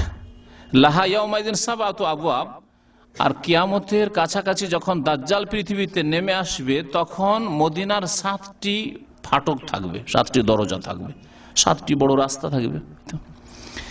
আলা কুল্লি বাবিন মালাকান, প্রত্যেক রাস্তার উপর, প্রত্যেক দরজার উপর 2 ফেরেশতা নিযুক্ত থাকবেন। প্রত্যেক রাস্তায়, প্রত্যেক দরজায় 2 জন করে ফেরেশতা নিযুক্ত থাকবেন আর তারা পাহারা দেবেন। সহিহ বুখারীর হাদিস। আবু হুরায়রা রাদিয়াল্লাহু তাআলা আরো বর্ণনা করেছেন, আলা আনকাবিল মাদিনাতে মালায়েকাতুন, মদিনার প্রত্যেকটি গলিতে গলিতে, যেখান দিয়ে মদিনায় প্রবেশ করা যেতে পারে, মালায়েকাতুন অনেক ফেরেশতা হবেন। লা ইয়াদখুলুহা তাউন, যেই মদিনা শহরে মহামারী প্রবেশ করবে না, ওয়ালাদ দাজ্জাল, দাজ্জালও প্রবেশ করতে পারবে না। সহিহ বুখারীর হাদিস। আনাস বিন মালিক রাদিয়াল্লাহু তাআলা এই মর্মে আরো বর্ণনা করেছেন, লাইসা মিন বালাদিন ইল্লা সায়াতাহু দাজ্জাল, এমন কোন শহর হবে না, থাকবে না কিয়ামতের আগে যেই শহরে দাজ্জাল পা রাখবে না। অর্থাৎ প্রত্যেক শহরে দাজ্জাল প্রবেশ করবে, ঢুকবে এবং ফিতনায় ফেলবে মানুষকে। ইল্লা মক্কাতুল মদিনা, তবে মক্কা মদিনা এর ব্যতিক্রম। লাইসা লাহু মিন নিকাবিহা নাকবুন ইল্লা আলাইহিল মালায়েকাতু সাফিনা ইয়াহরুসুনাহা, মক্কা এবং মদিনার যে কোনো রাস্তায় ফেরেশতা হবেন এবং তারা সারিবদ্ধ হয়ে থাকবেন, ইয়াহরুসুনাহা, আর পাহারা দেবেন, মক্কা এবং মদিনার পাহারা দেবেন। সুম্মা তারজুহুল মদিনাতু বিআহলিহা সালাসা রাজফাত, তারপরে মদিনায় 3টি কম্পন হবে, ভূমিকম্পের মতো। কিয়ামতের কাছাকাছি সময়ে মদিনায় 3টি কম্পন হবে। ফায়ুখরিজুল্লাহু কুল্লা কাফিরিন ওয়া মুনাফিক, তখন কাফির আর মুনাফিক যত থাকবে মদিনায় সব বেরিয়ে পড়বে, যে আরে খুব ভূমিকম্প হচ্ছে আর মদিনায় থাকা যাবে না। আল্লাহ পাক এইভাবে মদিনাকে কাফের থেকে আর মুনাফিক থেকে পাক করে দেবেন। তাহলে বোঝা গেল যে কিয়ামতের কাছাকাছি মদিনায় কাফেরও ঢুকে পড়বে, মুনাফিকও থাকবে। সে যে কোনো কাফের হোক না কেন, আল্লাহ ভালো জানে কোন ধরনের কাফের হবে। আমরা তো এক শ্রেণীর মানুষ মনে করি যে মুসলিম যারা জন্মসূত্রে ইসলাম পেয়েছে তারা আবার কাফের কি করে হইতে পারে, কিন্তু মুরতাদ যারা ইমানকে নষ্ট করলো, আমার একটি বক্তব্য আছে ইমান ভঙ্গকারী বিষয়। ইমান ভঙ্গকারী বিষয়, যে ইমানকে ভঙ্গ করলো, যে বললো যে না না না ইসলাম ইমান শুধু মসজিদে। আমি একজনের সাথে কথা বলে দেখেছি, যে জানার শিক্ষিত মানুষ, মাস্টার ডিগ্রি করা মানুষ এবং হাই স্কুলের মাস্টার, সে বলছে যে ইসলাম, আমরা তো নামাজ রোজা করছি যথেষ্ট, আবার এই সুদ হারাম, আর এই ব্যাংকিং সিস্টেম হারাম, এই ব্যাংকে এই সুদ সিস্টেম হারাম, এটা হারাম ওটা হারাম, এগুলো আবার কি? তাহলে সে কি মুসলিম? কখনো মুসলিম নয়। এইভাবে অনেক কিছু রয়েছে। যারা মুসলিম হওয়ার সাথে আল্লাহ ছাড়া অন্যকে সিজদা করলো, সে কি মুসলিম? মুশরিক। সে আল্লাহ ছাড়া অন্যের কাছে দোয়া করলো যে বাবা গো তুমি উদ্ধার করো, বাবা গো তুমি সন্তান দাও, সে মুসলিম থাকলো। এইভাবে ইমান ইসলাম ভঙ্গকারী যে বিষয়গুলি রয়েছে এগুলি করি হয়তো তারা কাফের হবে, অথবা অন্য কোন রকমের কাফের হবে। আল্লাহ ভালো জানেন, যত কাফের হবে আর মুনাফিক হবে সবগুলি বেরিয়ে পড়বে কিয়ামতের কাছাকাছি, একমাত্র শত লোকেরাই মদিনায় থাকবেন। আর একটি বিষয় উল্লেখ করব, মদিনায় বসবাস করার ফজিলত কি।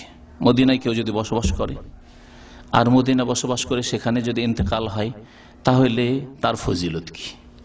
কিন্তু মদিনায় বসবাস করা 2 রকম, মনে রাখবেন। মদিনায় বসবাস করা এক হচ্ছে যে আজকে যেমন সৌদি আরবে অঢেল ধন সম্পদ রয়েছে, মাশাআল্লাহ তেল আসছে, হ্যাঁ, অর্থনীতি খুব মজবুত, সেই জন্য সারা দুনিয়া থেকে এক শ্রেণীর লোকের আসতে চায় যে চলো গিয়ে সৌদি আরবে থাকি, চলো গিয়ে মদিনায় থাকি, চলো গিয়ে মক্কায় থাকি। তাহলে এর নিয়ত হচ্ছে কি, এখানে অর্থনীতি ভালো আছে সেই জন্য, মজবুত আছে সেই জন্য, এখানে গেলে মোটামুটি পার্থিব দিক দিয়ে সুখে থাকবো, আর এই জন্য আসা। ইন্নামাল আমালু বিন্নিয়াত। তাহলে এদের জন্য সেই ফজিলত নেই। দুনিয়ার গরজে এসেছিল যে এখানকার নেসিটি যদি পেয়ে যায় আর এখানে যদি থেকে যায় তাহলে ব্যবসা বাণিজ্যের সুযোগ সুবিধা, আলহামদুলিল্লাহ এখানে কোনো ব্যবসা বাণিজ্য করতে গিয়ে ঘুষ লাগে না। হ্যাঁ, কিন্তু যে কোনো দেশে একটা লাইসেন্স বের করলে বিনা ঘুষে, পাসপোর্টই হয় না তো আর ব্যবসা বাণিজ্য লাইসেন্স কি করে হইতে পারে। সুতরাং এই গরজে হয়তো এসছে, তাহলে সেই গরজই তার পুরা হয়েছে, পয়সার গরজ, পেটের গরজ পুরা হবে, এই ফজিলত পাবে না যে ফজিলত এই হাদিস রয়েছে। কিন্তু যারা মদিনায় অভাব থাক আর সুখ থাক, এখানে ধন সম্পদ থাক আর নাই থাক, যে কোনো অবস্থায় যে কোনো সময়ে মদিনাকে ভালোবাসি বলে এই মদিনার বসবাস গ্রহণ করব, এই নিয়ত যদি থাকে, ইন্নামাল আমালু বিন্নিয়াত, মানুষের কর্ম নির্ভর করে, মদিনায় বসবাস করা নির্ভর করে নিয়তের উপর। সুতরাং এই সৎ নিয়ত যেন আমাদেরকে আল্লাহ পাক রাখার তৌফিক দান করেন, এবং এই সৎ নিয়ত যদি থাকে এবং মদিনায় যদি কারো মওত হয় তাহলে বড় ফজিলত রয়েছে। নবী করিম সাল্লাল্লাহু আলাইহি ওয়াসাল্লামের কয়েকটি হাদিস রয়েছে এই মর্মে। শুনে আবু হুরায়রা রাদিয়াল্লাহু তাআলা আনহু বর্ণনা করেছেন সহিহ মুসলিমের হাদিস, আন্না রাসূলুল্লাহ সাল্লাল্লাহু আলাইহি ওয়াসাল্লাম قال রাসূলুল্লাহ সাল্লাল্লাহু আলাইহি ওয়াসাল্লাম বলেছেন, লা ইয়াসবিরু আলা লাওয়াইল মাদিনাতি ওয়া শিদ্দাতিহা আহাদুন মিন উম্মতি ইল্লা কুনতু লাহু শাফিআন আও শাহীদান ইয়াউমাল কিয়ামাহ। মদিনার কষ্টের উপর, তাহলে মদিনায় এক যুগে বড় কষ্ট ছিল। মদিনার তাপ গরম, যেই যুগে এসি ছিল না, এসির ব্যবস্থা ছিল না সেই যুগে, মদিনায় অভাব ছিল, দুর্ভিক্ষ ছিল, মদিনাতে গম পাওয়া যেত না। নবী করিম সাল্লাল্লাহু আলাইহি ওয়াসাল্লাম কোনোদিন ভাত খাননি। গম যদি কখনো পেয়ে থাকেন তাহলে গম আসতো সেই দামেস্ক থেকে আসতো, সে সামদেশ থেকে আসতো। সামদেশে যারা ব্যবসা করতে যেত কুরাইশরা, তারা সেখান থেকে গম নিয়ে আসতো। না হলে আরব জাজিরাতে, আরব উপদ্বীপে কোনোদিন গম ছিল না। এখানে ছিল জবের কথা এসছে, নবী সাল্লাল্লাহু আলাইহি ওয়াসাল্লাম জবের রুটি খেয়েছেন, শুকনো রুটি। না হয় নবী সাল্লাল্লাহু আলাইহি ওয়াসাল্লাম শুধু খেজুর খেয়ে জীবন যাপন করেছেন। তাহলে মদিনার যে কষ্ট, বিভিন্ন রকমের কষ্ট, এই কষ্টের ওপর কেউ যদি ধৈর্য ধারণ করে, আমার উম্মতের বলা হয়েছে, তাহলে রাসূলুল্লাহ সাল্লাল্লাহু আলাইহি ওয়াসাল্লামের উম্মত হইতে হবে, ঈমান ভঙ্গ করে দিলে হবে না। তাহলে আমি কি করব? কষ্ট করে থাকলো, অর্থের দিক থেকে অভাব, থাকার দিক দিয়ে এখানকার পরিবেশ অনুকূলে নয়, হয়তো কোনো এক যুগে ছিল অথবা হইতে পারে কোনোদিন, এইরকম যদি হয়, আর সেখানে যদি ধৈর্য ধারণ করে থাকে, ইল্লা কুনতু লাহু শাফিয়ান, রাসূলুল্লাহ সাল্লাল্লাহু আলাইহি ওয়াসাল্লাম বলছেন, আমি তার জন্য সুপারিশকারী হব ইয়াউমাল কিয়ামতি, কিয়ামতের দিন, আও শাহীদান, অথবা বলেছেন আমি তার জন্য সাক্ষী হব যে আল্লাহ আমার শহরে বসবাস করেছে, তুমি একে মাফ করে দাও, একে জান্নাতে নিয়ে যেতে দাও। এই হাদিস সহিহ মুসলিমে রয়েছে। আরেকটি রিওয়ায়াতে রয়েছে তাবরানীতে, লম্বা হাদিসের একটি অংশ বলছি।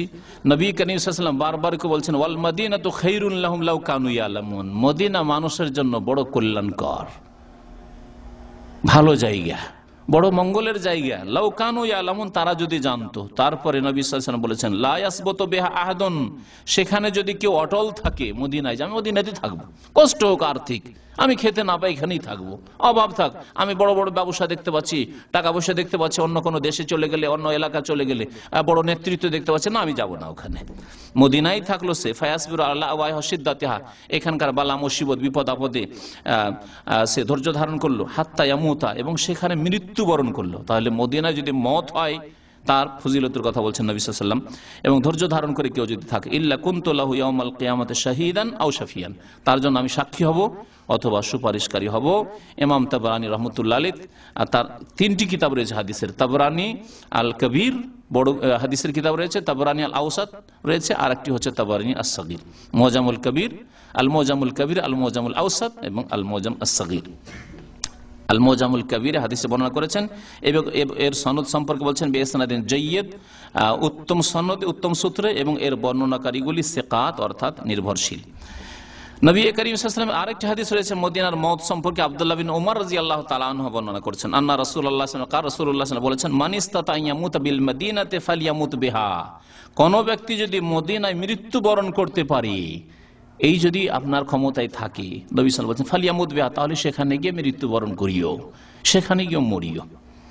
ফাইন্নী আশফাউ লিমান ইয়ামুতু বিহা, কারণ যেই ব্যক্তি মদিনায় মারা যাবে তার জন্য আমি সুপারিশ করব। কিন্তু রাসূলুল্লাহ সাল্লাল্লাহু আলাইহি ওয়াসাল্লামের উম্মত হইতে হবে, মুসলিম হইতে হবে, তাহলে 5 ওয়াক্ত নামাজি হইতে হবে, 5 ওয়াক্ত নামাজি হইতে হবে, তৌহিদবাদী হইতে হবে, হ্যাঁ শিরিকবাদী হইলে হবে না, শিরকি আকীদা থাকলে হবে না। ঈমানের এইভাবে যদি হেফাজত করে, তাহলে গুনাহ খাতা ভুল ভ্রান্তি যদি থাকে, রাসূলুল্লাহ সাল্লাল্লাহু আলাইহি ওয়াসাল্লাম সুপারিশ করবেন। এই হাদিস মুসনাদ আহমদে রয়েছে, তিরমিজিতে আছে, ইবনে মাজাতে আছে, ইবনে হিব্বানে আছে। আল্লামা নাসির আলম রাহমাতুল্লাহ আলাইহি হাদিসটিকে সহিহ বলেছেন সহিহুল জামেতে। এই ফজিলতগুলি সামনে ছিল আমিরুল মুমিনিন ওমর রাদিয়াল্লাহু তাআলা আনহু, সেই জন্য তিনি দোয়া করতেন, তার দোয়াটি শোনাই। সহিহ বুখারীতে রয়েছে এই দোয়া, বুখারী শরীফে রয়েছে। ওমর রাদিয়াল্লাহু তাআলা আনহু মাঝে মাঝে দোয়া করতেন, আল্লাহুম্মা রযুকনি শাহাদাতান ফি সাবিলিকা ওয়াজআল মাউতি ফি বালাদি রাসূলিক। আল্লাহ, দুটো দোয়া করতেন তিনি। প্রথম দোয়া ছিল যে আল্লাহ তোমার রাস্তায় আমাকে শাহাদাত দান করো, আল্লাহুম্মা রযুকনি শাহাদাতান ফি সাবিলিক, আল্লাহ তোমার রাস্তায় আমাকে শাহাদাত দান করো। তাহলে তোমার রাস্তায় হইতে হবে। শহীদ কাকে বলা যায়? যে আল্লাহর রাস্তায় শহীদ হয়েছে। আর নাম দিয়ে দিলাম শহীদ, অথচ আল্লাহর রাস্তায় শহীদ হয়নি, সে শহীদ হইতে পারে না। বরং শহীদ নামটি যারা আল্লাহ পরকালে বিশ্বাস রাখে না তারাও ব্যবহার করে থাকে, এর কোনো বিকল্প বা প্রতিশব্দ হয়তো তারা পায়নি, সেই জন্য এই নামটি তাদের খুব চমৎকার লেগেছে, তারা ব্যবহার করেছে।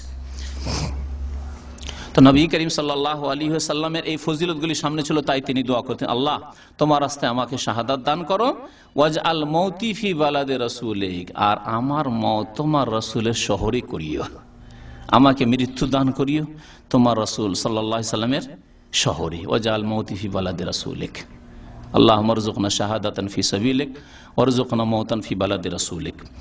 সহিহ বুখারীর হাদিস। ওমর রাদিয়াল্লাহু তাআলা এই দোয়া করতেন। সাহাবায়ে কেরামরা যারা এই দোয়া শুনতেন ওমর থেকে রাদিয়াল্লাহু তাআলা আনহু, আশ্চর্য হইতেন যে কেমন দোয়া তিনি করছেন। একদিকে তিনি মৃত্যু কামনা করেছেন যেন মদিনাই হয়, আর মদিনাকে দেখছি আমরা দারুল ইসলাম, এখানে কোনো কাফের নেই, কার বিরুদ্ধে এখানে জিহাদ করবে যে শহীদ হবে? এখানে বসে বসে মদিনায় বসে বসে আবার শহীদ কি করে হবে?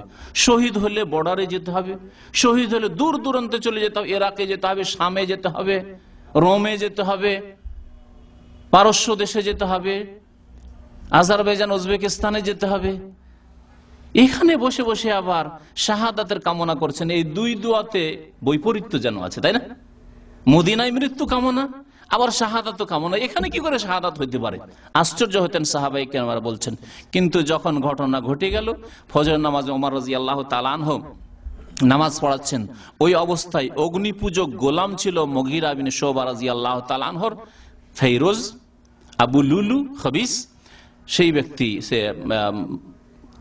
অগ্নিপূজক এবং পারস্য দেশের সে মজুসি।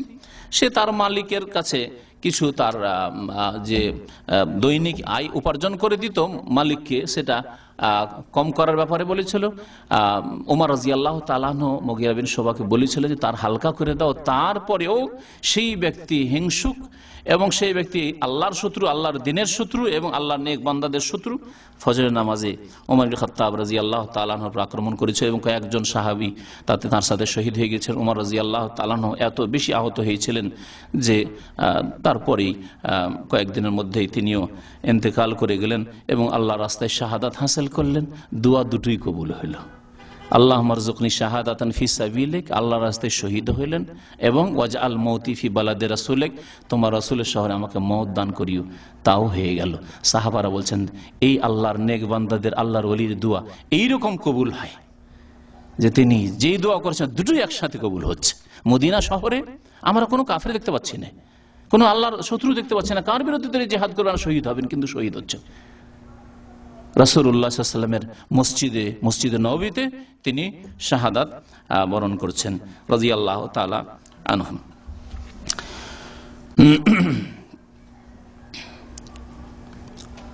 মদিনা সম্পর্কে এসব আলোচনা করার পরে অধিকাংশ বিষয়গুলির আলোচনা হয়ে গেছে। এখানে আর দুটি মসজিদ সম্পর্কে আলোচনা করব। একটি হচ্ছে মসজিদে নববী, আরেকটি হচ্ছে মসজিদে কুবা। আজ এ সম্পর্কে আপনাদের জানা আছে, তারপরেও ওয়াজাক্কির ফাইন্না যিকরা তানফাউল মুমিনিন, স্মরণ করিয়ে দাও, স্মরণ করার মুমিনদের ফায়দা হয়। সাহল ইবনে সাদ রাদিয়াল্লাহু তাআলা আনহু বর্ণনা করছেন যে কালা রাসূলুল্লাহ সাল্লাল্লাহু আলাইহি ওয়াসাল্লাম, মসজিদে কুবা সম্পর্কে রাসূলুল্লাহ সাল্লাল্লাহু আলাইহি ওয়াসাল্লাম বলছেন, মান তাতাহারা ফি বাইতি, যেই ব্যক্তি নিজ বাড়িতে পবিত্রতা অর্জন করলো, ওযু করলো।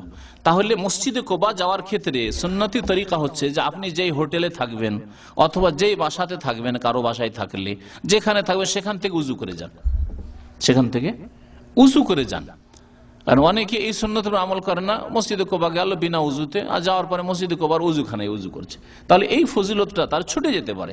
রাসূলুল্লাহ সাল্লাল্লাহু আলাইহি ওয়াসাল্লাম বলছেন যেই ব্যক্তি নিজ বাড়িতে পবিত্রতা অর্জন করলো, উযু অবস্থায় রাস্তায় বের হইল, সুম্মা আতা মসজিদে কুবা, তারপরে মসজিদে কুবায় আসলো, ফাসাল্লা ফিহা সালাতান, তারপরে সেখানে কোনো নামাজ পড়লো, অর্থাৎ নফল নামাজ পড়লো। এখানে গিয়ে নফল নামাজ পড়েন, ফরজ নামাজের যেহেতু হাজার গুণ ফজিলত রয়েছে মসজিদ নববীতে, সুতরাং ফরজ নামাজগুলি কোবায় বা অন্য কোনো মসজিদে পড়বে না।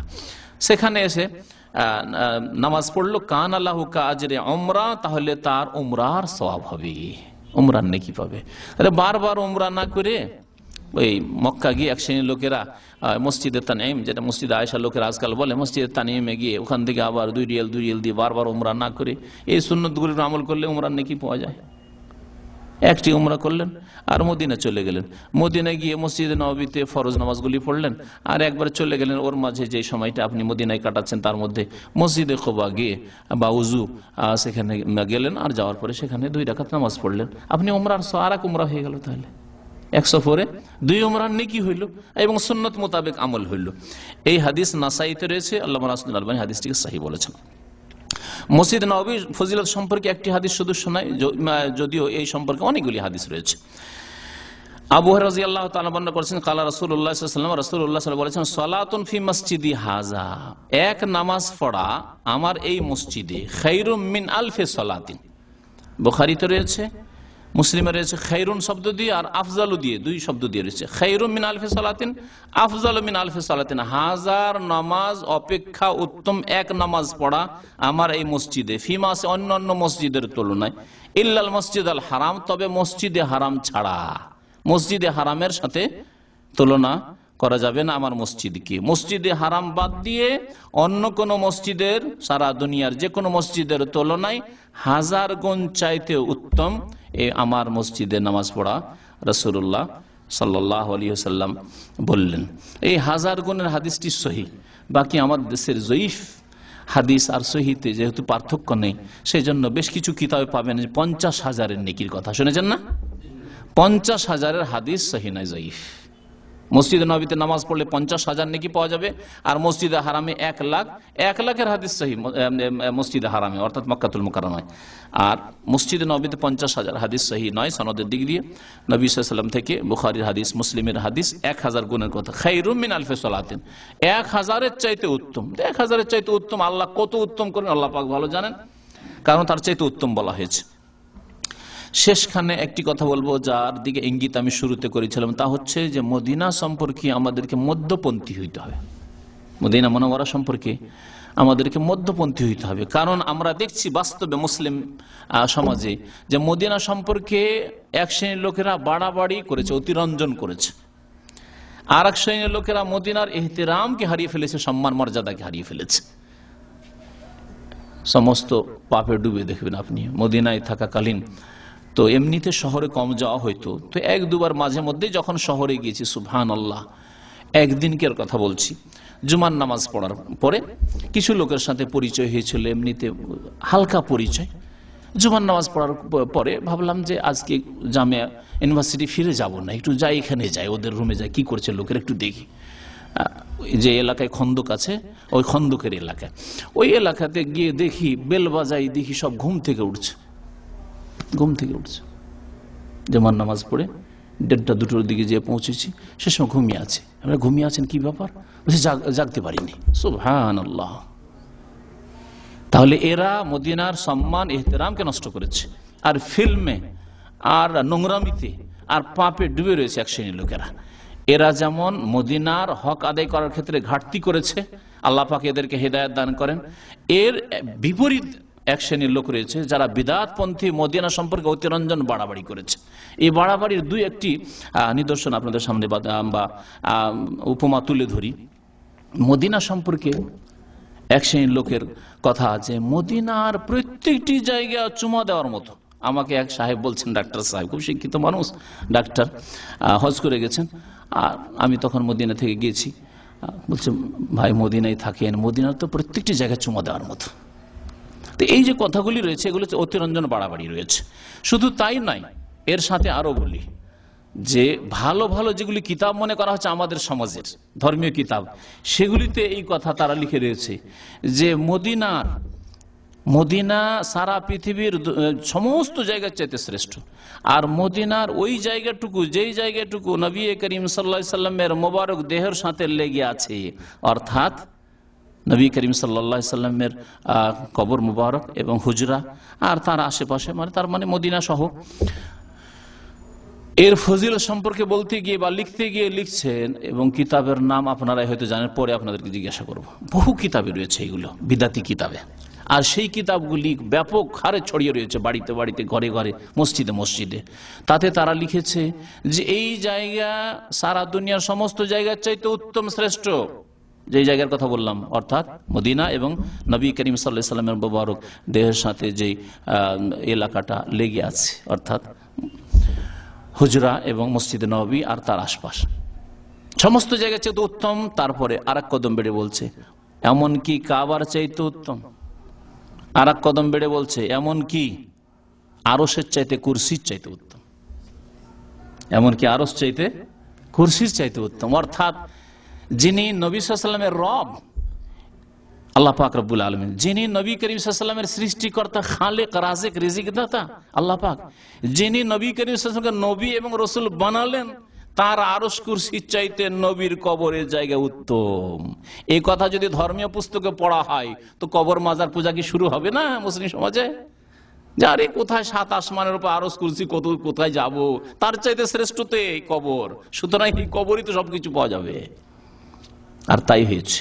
এগুলো হচ্ছে শিরক কুফরির চোরা রাস্তা, লুকায়িত রাস্তা। আর এই সব রাস্তা দিয়ে শিরক বিদআত প্রবেশ করেছে। আমি কিতাবের নাম বলে আর বেশি কোনো ভাইকে কষ্ট দিতে চাই না, কিন্তু যে কোনো কিতাবে পানে এক কথায় এগুলো হচ্ছে অতিরঞ্জন, বাড়াবাড়ি। এবং নবী করিম সাল্লাল্লাহু আলাইহি ওয়াসাল্লাম কঠোরভাবে সতর্ক করেছেন অতিরঞ্জন, বাড়াবাড়ি থেকে। ইয়াকুম আল গুলু, নবী সাল্লাল্লাহু আলাইহি ওয়াসাল্লাম একটি হাদিস বলেছেন, সাবধান, বাড়াবাড়ি করবে না। ফাইন্নামা আহলাকা মান কানা ক্বাবলাকুম আল গুলু ফিদ্দিন, তোমাদের পূর্বের জাতিদেরকে আল্লাহ পাক ধ্বংস করেছেন তাদের বাড়াবাড়ির কারণে, অতিরঞ্জন বাড়াবাড়ির কারণে তাদেরকে ধ্বংস করেছেন, তাদের ঈমান ধ্বংস করেছেন, তাদের আমল ধ্বংস করেছেন। ইহুদি নাসারাদের সম্পর্কে কবর, তার নবীর কবরগুলিকে সেজদার স্থানে পরিণত করেছিল, আল্লাহ লানত হয়েছে এবং তাকে আল্লাহ সর্বনাশ করেছেন। এইরকম নবী সাল্লাল্লাহু আলাইহি ওয়াসাল্লাম বলেছেন আরো গলু বাড়াবাড়ি সম্পর্কে, লা তুতরুনি, আমার সম্পর্কে বাড়াবাড়ি করিও না, কামা আতরাতিন নাসারা ঈসা ইবনে মারইয়াম, যেমন খ্রিস্টানরা ঈসা ইবনে মারইয়াম সম্পর্কে বাড়াবাড়ি করেছে। ইন্নামা আনা আবদুন, আমি আল্লাহর বান্দা। ফাকুলু, তোমরা বলবে আব্দুল্লাহ ওয়া রাসূলুহু, বলবেন যে রাসূলুল্লাহ সাল্লাল্লাহু আলাইহি ওয়াসাল্লাম যেখানে শুয়ে আছেন সেই জায়গায় আরশ কুরসির চাইতে উত্তম। আশ্চর্য কথা, কাবার চাইতে উত্তম, এরই বা দলিল কি? আরশ কুরসি তো বাদ দেন, আল্লাহ পাকের আরশ কুরসি, আল্লাহর ঘর কাবার চাইতে উত্তম, এর বা দলিল কোথায়? শুধু আবেগ, দলিল কিছুই নাই, শুধু আবেগের কথা, এগুলি মন গড়া কথা, এগুলো মিন ওয়াহি শয়তান, শয়তানের পক্ষ থেকে এগুলো ওয়াহি। আল্লাহ পাক রব্বুল আলামিন যেন আমাদেরকে হিদায়াত দান করেন। আল্লাহ পাক আমাদেরকে উম্মতে ওয়াসাত করেছে, ওয়া কাযালিকা জাআলনাকুম উম্মাতান ওয়াসাতা, আল্লাহ বলছেন তোমাদেরকে আমি উম্মতে ওয়াসাত, মধ্যপন্থী উম্মত করেছি। আর মধ্যপন্থা হচ্ছে এই নয় যে নিজে থেকে আপনি মধ্যপন্থা গড়ে নেবেন, মধ্যপন্থা হচ্ছে কোরআন এবং হাদিসের আলোকে যেটা সুস্পষ্ট প্রমাণিত, সেটাই হচ্ছে মধ্যপন্থা। এখন কিছু লোক আধা নামাজি, বেনামাজি আছে, বলবে ভাই মধ্যপন্থা অবলম্বন করে একেবারে ফজরে তোমাকে ওয়াক্তে জামাত ধরতেই হবে, আর একদল একেবারেই পড়ে না, ভাই আমি পড়ি তবে ফজরটা পারি না, তাহলে মধ্যপন্থী কারা? 4 ওয়াক্ত পড়ে ফজর পড়েন না, এটা কি মধ্যপন্থা হইল? সেই জন্য মধ্যম পন্থা নিজের খেয়াল খুশি ধরে নিলে হবে না। মধ্যম পন্থা হচ্ছে কোরআন এবং হাদিস দ্বারা যা সুস্পষ্ট প্রমাণিত, সেটি হচ্ছে মধ্যপন্থা। তো মধ্যপন্থা অবলম্বন করতে হবে, আল্লাহ পাক যেন তৌফিক দান করেন। এই ক্ষেত্রে মধ্যম পন্থা হচ্ছে যা এতক্ষণ পর্যন্ত বললাম, প্রায় 1-1.5 ঘন্টা ধরে, যে নবী সাল্লাল্লাহু আলাইহি ওয়াসাল্লামের সহিহ হাদিস আর মদিনার ফজিলত রয়েছে, এবং দুনিয়ার মধ্যে আল্লাহর ঘর কাবার পরে নেকির স্থান হচ্ছে এই মদিনা। মদিনায় আসবেন কি উদ্দেশ্যে গত আলোচনায় মদিনা জিয়ারত সম্পর্কে বলা হয়েছে, এবং সেখানে আসার পরে যেসব কাজ করণীয় রয়েছে সেগুলি বিষয় সম্পর্কে আলোচনা করা হয়েছে। আল্লাহ পাক রব্বুল আলামিন যেন আমাদেরকে মদিনায় বসবাসের তৌফিক দান করেন, এবং আল্লাহ পাক রব্বুল আলামিন যারা মদিনায় বসবাস করে যদি আমরা সেই সুযোগ নাও পাই তো তাদেরকে ভালোবাসার যেন তৌফিক দান করেন, এবং মদিনায় যেসব নেক লোকেরা রয়েছে তাদের মতো আমাদের নেক হওয়ার যেন তৌফিক দান করেন, সৎ আমলের তৌফিক দান করেন, নেক লোকদেরকে ভালোবাসার যেন তৌফিক দান করেন, আর তাদের সাথে যেন আল্লাহ পাক হাসর করেন। আমরা যদি দূরেও থাকি আল্লাহ পাক রব্বুল আলামিন আমাদের ঈমান এবং আমল যেন একটু ভালো করেন, যাতে করে আল্লাহ পাক রব্বুল আলামিন মদিনার নেক লোকদের সাথে আমাদের হাসর করেন, এবং তাদের সাথে আল্লাহ পাক জান্নাতুল ফিরদাউস আমাদের দাখিল করেন।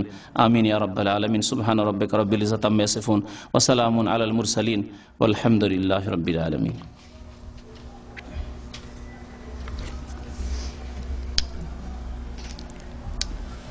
প্রশ্ন করছেন যে মুনাফিকদের সেই মসজিদটি মদিনার কোন জায়গায় অবস্থিত ছিল? মুনাফিকদের মসজিদ, মসজিদে জেরার যে আলোচনায় বলেছে, মসজিদে জেরার নবী সাল্লাল্লাহু আলাইহি ওয়াসাল্লাম ভেঙে যখনই আয়াত নাজিল হয়েছিল তখনই সাহাবায়ে কেরামদেরকে আদেশ করেছেন যাও ভেঙে ফেলে দিয়ে আসো। তারপরে সেটিকে ভেঙে ফেলে দেওয়া হয়েছিল, কারণ তারা ষড়যন্ত্র করার জন্য আর সেখানে গুপ্ত মিটিং করে ইসলামের ক্ষতি করবে, সেই জন্য তারা এই ঘর তৈরি করেছিল। আর সেটি ছিল যে এলাকায়, এখন সেই জায়গা চিহ্নিত নেই সেজন্য চেনা মুশকিল, কিন্তু যে এলাকায় মুনাফিকদের মহল্লা ছিল, আব্দুল্লাহ বিন উবাই মুনাফিক, ওদের এলাকা যেটা ছিল সেই এলাকায় তারা তৈরি করেছিল। আল্লাহু আ'লাম। এক মসজিদে মাগরিবের আজান হয় নাই, পরে আমি আজান দিলে ইমাম বলেন যে 5-7 মিনিট পরে আজান দেওয়ার কোনো প্রয়োজন নেই, কথাটা ঠিক? মসজিদের আজান যথাসময়ে হইতে হবে, আউয়াল ওয়াক্তে হইতে হবে। তবে যদি একটু বিলম্ব হয়ে যায় তো আজান দিতে হবে না এমন কথা নেই। এখন 5 মিনিট 7 মিনিট চলে যাওয়া মাগরিবের, তার মানে ওয়াক্ত শেষ হয়ে যায়নি। তবে এখানে হয়তো এই জন্য নিষেধ করেছে যে এখানে যেহেতু মসজিদগুলি সব আওকাফের আন্ডারে রয়েছে, আর আওকাফের নজরে যদি কোনো মসজিদে বিলম্বে আজান হয় তাহলে সেটা অপরাধ। কারণ আওকাফ বেতন দিচ্ছে মুয়াজ্জিনকে, ইমামকে। মুয়াজ্জিনকে এই জন্য বেতন দেওয়া হচ্ছে সে যথাসময়ে আজান দেবে। আজান হয়তো লেটে হইলে ওই আওয়াজ, ওই খবর যদি পৌঁছে আওকাফে, তাহলে তারা আসামির কাঠগড়ে হাজির হইতে হবে, সেই জন্য হয়তো নিষেধ করেছে, আর কিছু না। আর বাকি কথা হলো শরীয়তে এমন কোনো বাধা নেই যে 10 মিনিট দেরি হয়ে গেছে জোহরে বা আধা ঘন্টা দেরি হয়ে গেছে সেই জন্য আজান দেওয়া যাবে। বরং যেখানে একজন থাকবে সেখানে আজান, এমনকি মাঠেও যদি কেউ একজনও থাকে সেখানে আজান দেওয়ার কথা সহিহ বুখারীতে হাদিসে রয়েছে। জি। আর মসজিদে আজান দেওয়া তো জরুরি, কারণ মসজিদে যদি আজান না হয় তাহলে নবী সাল্লাল্লাহু আলাইহি ওয়াসাল্লাম বলেছেন ওই এলাকায় শয়তান ছেয়ে যাবে। যদি এখানে কাছাকাছি মসজিদ আর আজান হচ্ছে আলহামদুলিল্লাহ শোনা যাচ্ছে। জি। আমাদের দেশে জানাজার নামাজ বাইরে হয়, আর এখানে মসজিদের ভিতরে হয়। জানাজার নামাজ বাইরে হয়, কিন্তু ঢাকা শহরে কোথায়? ওখানে বাইরে হয়, যেখানে জায়গা নেই বাইরে কোথাও। সুন্নত তো কবরস্থানের কাছে গিয়ে, কিন্তু কবরস্থানে যদি সুযোগ সুবিধা না থাকে, এখানে যদি কবরস্থানে জানাজা হয় তো জানাজার লোক হাজির হইতে পারবে না। এখান থেকে 10 কিলোমিটার যেতে হবে কবরস্থান, তাই না? ওখানে কটা লোক জানাজা পড়ার জন্য যাবে? সেই জন্য জানাজা মসজিদে হয়ে যায়। মসজিদে জানাজা পড়া জায়েজ।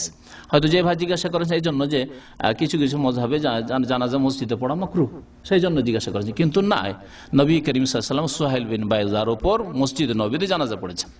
মসজিদে নববীতে জানাজা হয়েছে, নবী সাল্লাল্লাহু আলাইহি ওয়াসাল্লামের জামানায় প্রয়োজনে মসজিদে জানাজা পড়া যাবে। এখানে প্রয়োজন হচ্ছে যে যদি জানাজা মসজিদে না হয় আর ওই কবরস্থানের কাছে যায়, তাহলে যতটা লোক হচ্ছে তার 10% মনে হবে না। ওই নিজ আত্মীয় স্বজন আর হিতাকাঙ্ক্ষী ছাড়া কেউ যাবে না। আর যদি প্রবাসী কেউ মারা যায় তার আর কয়টা লোক যাবে? হয়তো এমন প্রবাসী আছে যে এখানে মারা গেছে, তার আত্মীয় স্বজন কেউ নেই, তাহলে কেউ যাবে না তার জানাজা পড়তে। এক ভাই বলছেন যে 6 তাকবীরের ঈদের নামাজের হাদিস নাকি আবু দাউদে আছে, সত্য কিনা? আবু দাউদে থাকতে পারে, 6 তাকবীরের হাদিস আছে, কিন্তু 6 তাকবীরের হাদিসগুলি সম্পর্কে অনেক উলামারাই যায়ীফ বলেছেন। আর তার চাইতে বেশি সহিহ হাদিস 12 তাকবীরের। সুতরাং 12 তাকবীরে নামাজ পড়া উত্তম। আর যদি কোথাও নামাজ হয় 6 তাকবীরে তো অসুবিধা নেই, সেখানে জামাত ওই 6 তাকবীরে তার পিছনে নামাজ পড়বেন। এটা এমন কোনো বড় ব্যাপার নয়। অতিরিক্ত তাকবীরগুলি সুন্নাত, অতিরিক্ত তাকবীরগুলি ওয়াজিব নয়, ফরজ নয়। সুতরাং কোন ইমাম যদি অতিরিক্ত তাকবীর ভুলেও যায় তবুও তার ঈদের নামাজ হইল, কোনো অসুবিধা নেই। অনেক সময় ভুলে যায়।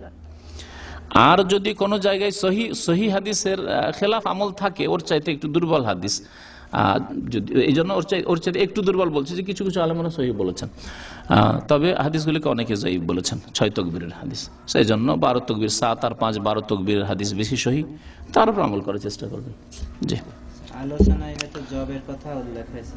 ভাই জব কি জিনিস? জবই চেনেন না? বাপ দাদাকে জিজ্ঞেস করবেন, নাহলে আমাকে জব কোথা থেকে এনে দিতে হবে? হ্যাঁ, জব বুঝেন না ভাইরা আজকালকার? বুঝেন? জব চাষ করেছেন? জবের ছাতু খেয়েছেন? ছাতু খেয়েছি, উনি তো দাড়ি সাদা গেছে, আমি তো খেয়েছি।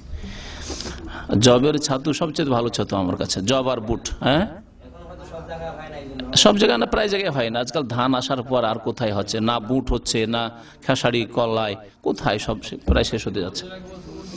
চীনা যদি বলেন কেউ বুঝবে না যে চীনা আবার কি হয়। আরো বেশ কিছু এরকম আছে শস্য যেগুলো অনেকে বুঝবে না আজকাল। জি।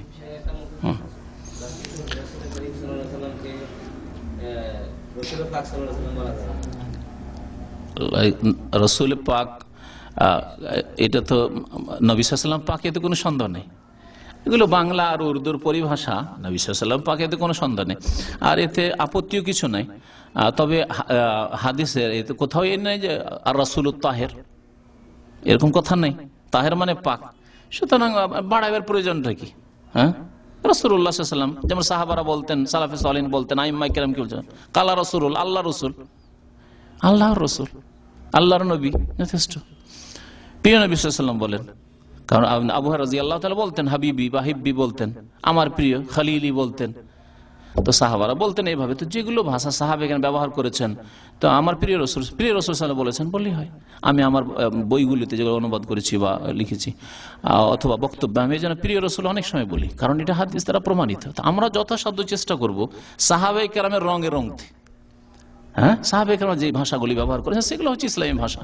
আর নতুন ভাষা নিয়ে আসলাম যেখানে দ্বিমত হওয়া শুরু হইলো, একদল বলছে না নবী পাক বলা যাবে না, আর একদল বলছে বলা যাবে, বুঝতে পেরেছেন? আর সেগুলির ঝামেলা না গিয়ে প্রিয় রাসূল সাল্লাল্লাহু আলাইহি ওয়াসাল্লাম বলেছেন। জি, আমাদের সকলের প্রিয় এবং সবচেয়ে বেশি প্রিয় রাসূলুল্লাহ সাল্লাল্লাহু আলাইহি ওয়াসাল্লাম, এটা আমাদের ঈমানের দাবি। আর যদি না থাকে তো আমাদের ঈমানকে ঠিক করতে হবে। আল্লাহ পাক যেন তৌফিক দান করে।